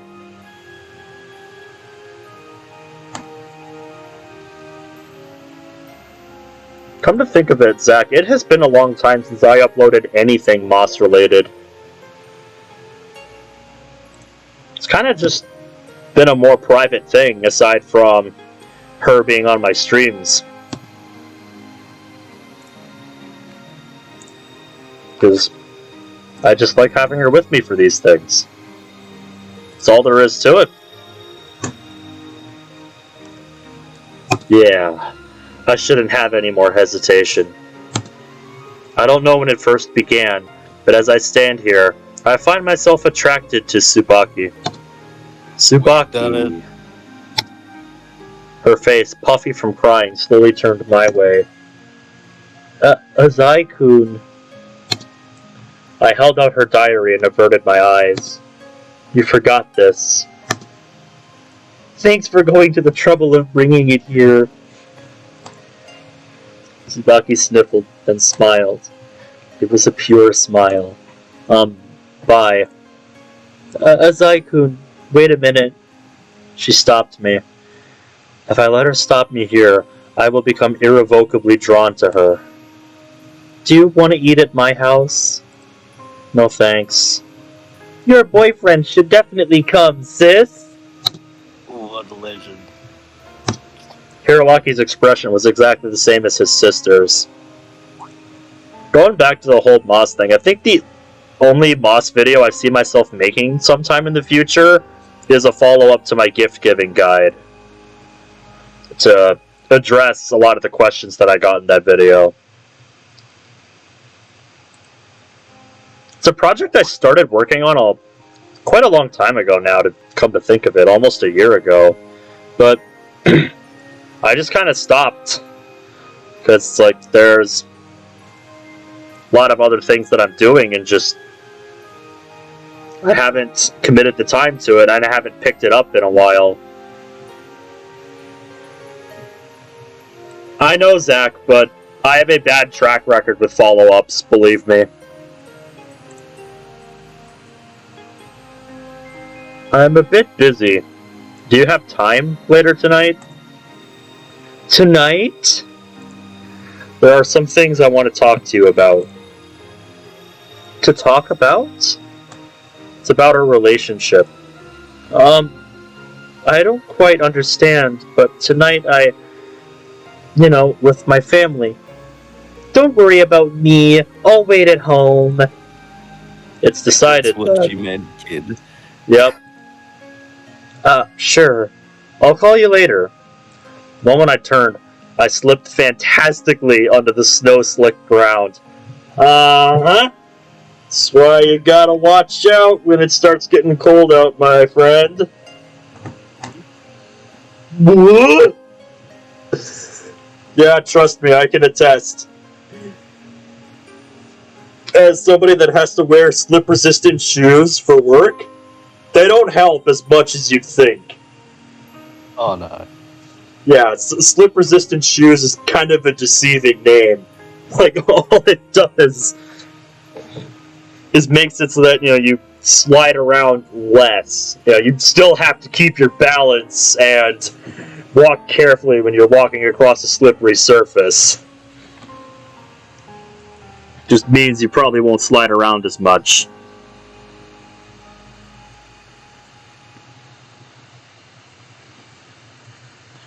But yeah, honestly, slip-resistant shoes is probably one of the worst things you could have if you're, like, going across an icy surface or something. Ah! A bright, cheerful sound immediately filled the surrounding air. Oni-chan, that was so lame! Tsubaki's eyes widened. What? Nothing. It's just that you're always so calm and cool. I was a bit taken aback. Looks like I'm out of it tonight. That's fair. Yeah, Onyx, I'm the same way. Like, even when I clearly slam into something that I wasn't paying attention to. Like, one time when I was unloading the grocery truck at work, like, I hard tripped over something because I had my back to it and I was walking backwards with a pallet jack, and a pallet on the jaws, and it's like I'm not paying attention. I have bad, spatial awareness. It's even gotten me pulled over once because the guy thought I was drunk driving, and it's like, no, I'm not. He let me off with a warning. But it's like, I have bad spatial awareness. So yeah, I have, bumped into a lot of people, and I bumped into a lot of things, while walking with stuff. That's why it kind of surprises me that they think so highly of me, because so often, I am kind of a klutz at work.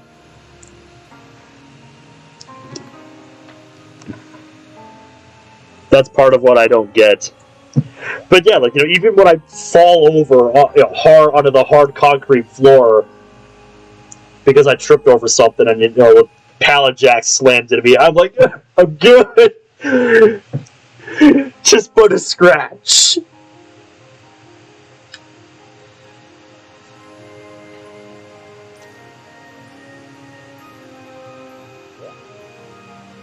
When I fall, I just shrug it off. I've banged my head into cupboard doors and shit.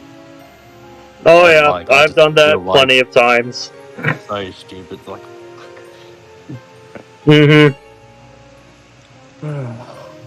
Yeah, my favorite is when you're looking in the cabinet under the counter, and then you stand up and bang your head into the counter.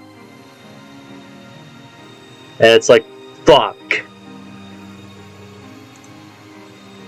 Oni-chan, can we play hide and seek next time? I'm really good at hiding. Oh, sure. Next time. Really? Awesome! I only said that casually, but he took it for a promise. That's great, Hiroaki. Azai-kun actually agreed to play with you. That's amazing. As did his sister, I guess.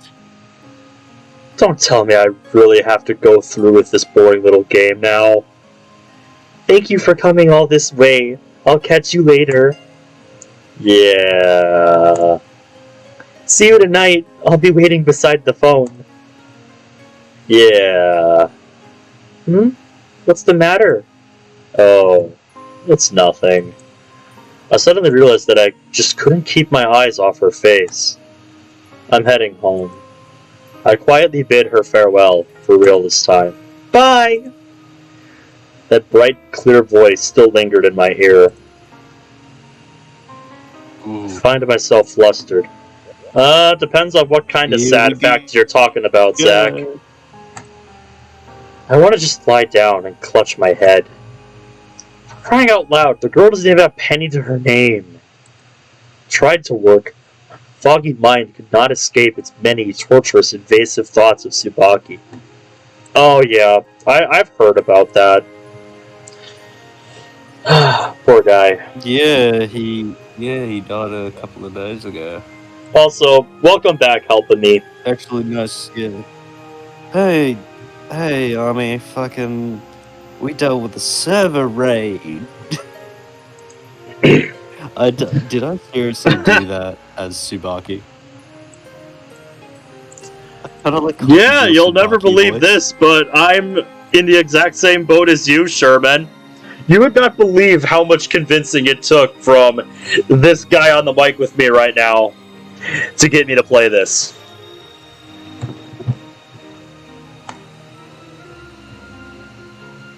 Oh yeah, this. It was a bitch to get him to do. Tsubaki's chapter, Mirror. Ooh. Finally, a new chapter. So, what should we do? Well, do you want to keep going and get the chapter started? Up to you. Like, I'm good until like 7 or something. Yeah, it's still early for me since we started a lot earlier than I normally do. Yeah. All this man was doing was DDLC mods and Sonic videos before Caleb came along. Yep, with the occasional COD Zombies stream or video or other miscellaneous thing. Because that's Granted, kind of what I've always done, and those have not stopped. This is just another part to what I do now, I guess. Yeah. And yeah, I've really started to enjoy getting into this. Believe me. Yeah, it's really since we got to itself. Yeah, ever since we got to where we were in part 6. Oh man, this story has really picked up. Oh yeah. Tsubaki's chapter, Mirror. Yeah, Sherman says the story is good, the waifu's 2 out of 3, so not a bad novel. Enjoy, man. Oh, believe me, I will. I have enjoyed it up to this point, and I will continue to. Oh yeah. We're officially on a character route. Yeah, we finally got to a route decision tonight. Oh, the music. Ooh. Yeah. Part of me wants to continue, but yeah. At the other hand, this is such a good point to leave it at, so I'm kind of torn. Yeah. All right, chat. How about this is the age scene? Wait, what? Sherman says, oh, "Wait, God. This is the H scene." Yeah, trust me, I know exactly what you mean. Oh Christ. Okay. Chat, what do we do? Chat, what do we do? Because I think this dude just ruined the chances of anyone wanting to not continue the stream. Eric says we must continue then. Is that right, mate? Not much. Just, I've been on a bit of an emotional roller coaster seeing how Tsubaki is going back and forth between, how Mao had changed her and then how Hiroaki, was able to bring her back through sheer fucking determination. And, this is actually part 9 tonight. Yeah. And to answer your question, Zach, we actually finished the Keeper of Reality playthrough last night. We finished it last night, and I'm excited for Act 2. It's slated to release before the end of the year, but I'm not going to hold the mod dev to that promise, because they are working entirely on their own to make that mod. I want to bring up the fact that now that this dude bring up that this might be a hate scene, that now you're getting the highest watching value on this stream. It's 7 people watching. That's so funny. Yeah. Leave it to chat. How about you guys, chat? Should we leave it here or should we keep going? Do a poll in chat, because I think that would be fair. 'Cause I agree with you. I'm curious to see where this goes and if this dude's right. But it is such a good place to leave off. You know, we're starting a new chapter. We've made a route decision. It's like, what do we do now? Yeah. Sherman says you should leave it. The chapter is long. If we leave it here, then we could skip the H scene when the next stream happens. Yeah. Got no idea what's going on, but H scene. So far, we've got more no than yes, but I'm gonna let it run for a minute. Oh, we got 4 votes, so... And yeah, Eric, about the Snafu and Keeper of Reality playthroughs, the Snafu one is quite long. That one took longer than I expected to finish. And truth be told, you can skip part 1 because it was way back in March, and then I completely forgot about the mod for half of a year before I finally decided, like, okay, if I'm gonna get back into this shit properly, I need to finish I need to finish the mods that I've started. So that was one of the ones.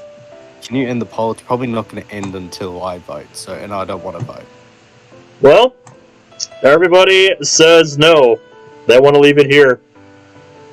That's a good idea. All right. Sorry, Zach. Hotkeys. This route has like 2, so beware. Good to know for future reference. Yes. Alright, well, I guess we're gonna leave it here then.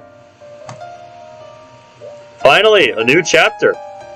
I feel like I should use a new save folder for this. This will be for like chapters 1 and 2, save folder number 1, and then... route. Yeah, that'll be like the common route, and then it'll be organized by row, which chapter is which. Yeah, and then chapter 2 will be like Tsubaki route. Yeah, what I've seen so far, Tsubaki's is the quickest route to get to. And the second I kind of figured because, her tragedy, is the one that strikes first. Yeah, Cannon's route goes into engages into chapter 3. Shiratori's goes all the way to chapter 4, and as no surprise, Haru's basically goes all the way up to chapter 4. Yeah, of course she would be last. Yeah. So, I honestly think we should leave Haru's route for last. I'm perfectly okay with that. Because, that's the true... I think that's, the main route.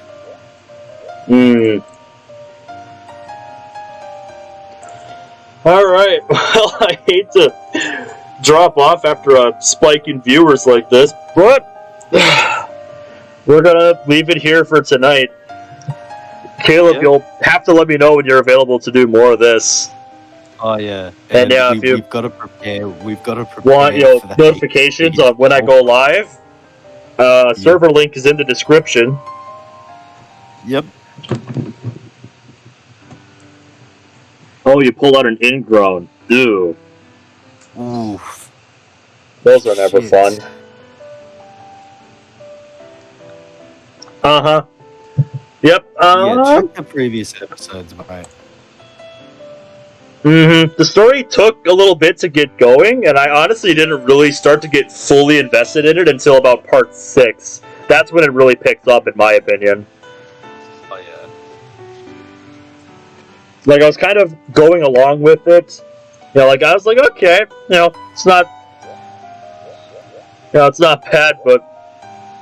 it's kind of similar to what, I've played before.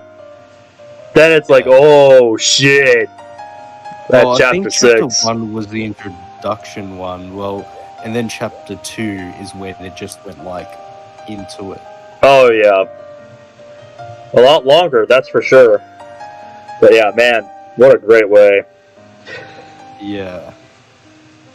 Onyx says, yeah, this series has been a hell of a ride. Yeah, now you can actually do part 9, chapter 2 end. Got 30-ish hours of stream to watch. Oh, yeah, and there will be many more to come. Don't you worry about that, Eric. I don't know. I haven't decided if. Yep, I haven't decided what all I'm going to be doing this week as far as streams go. It'll mainly depend on when Caleb is available next, and I have to figure out what mods I'm going to be playing next. Another episode tomorrow. We don't know yet, mate. Like, yeah, we've got to figure out, when our schedules line up to do more of this. Yeah, that's good to hear, Eric. Mate. I'm glad to hear things are finally loosening up for you. Says school finally isn't kicking his ass. Oh yeah. We'll see you around then, Eric. And if you're not in the server already, definitely check it out. Be happy to have you. This month for my mod series, not the Devil series. Fuck off. Yeah, I keep meaning to sit down and watch that. Business class? Oh yeah, definitely. Business class.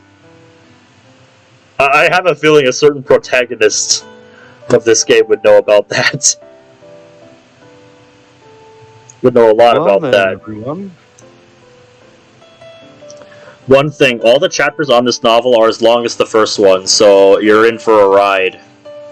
Well, that's good. That means consistency, and I love them VNs with consistency. Mm-hmm. Indeed. Alright, well, with that, thank you guys so much for watching. This has been a hell of a ride the whole way through, and I have a feeling, if it's... Right. Yeah, I have a feeling it's far from over yet. Oh yeah, this is definitely... I was wondering, but now knowing that we've only just hit a character and just looking at the, how much is left on the guide? And he's saying that every chapter is as long as each of them. Okay. This is definitely going to be your longest running stream. Longest on your channel. Oh, easily. I kind of figured that would be the case going in. Yeah. But I'm gonna see it through.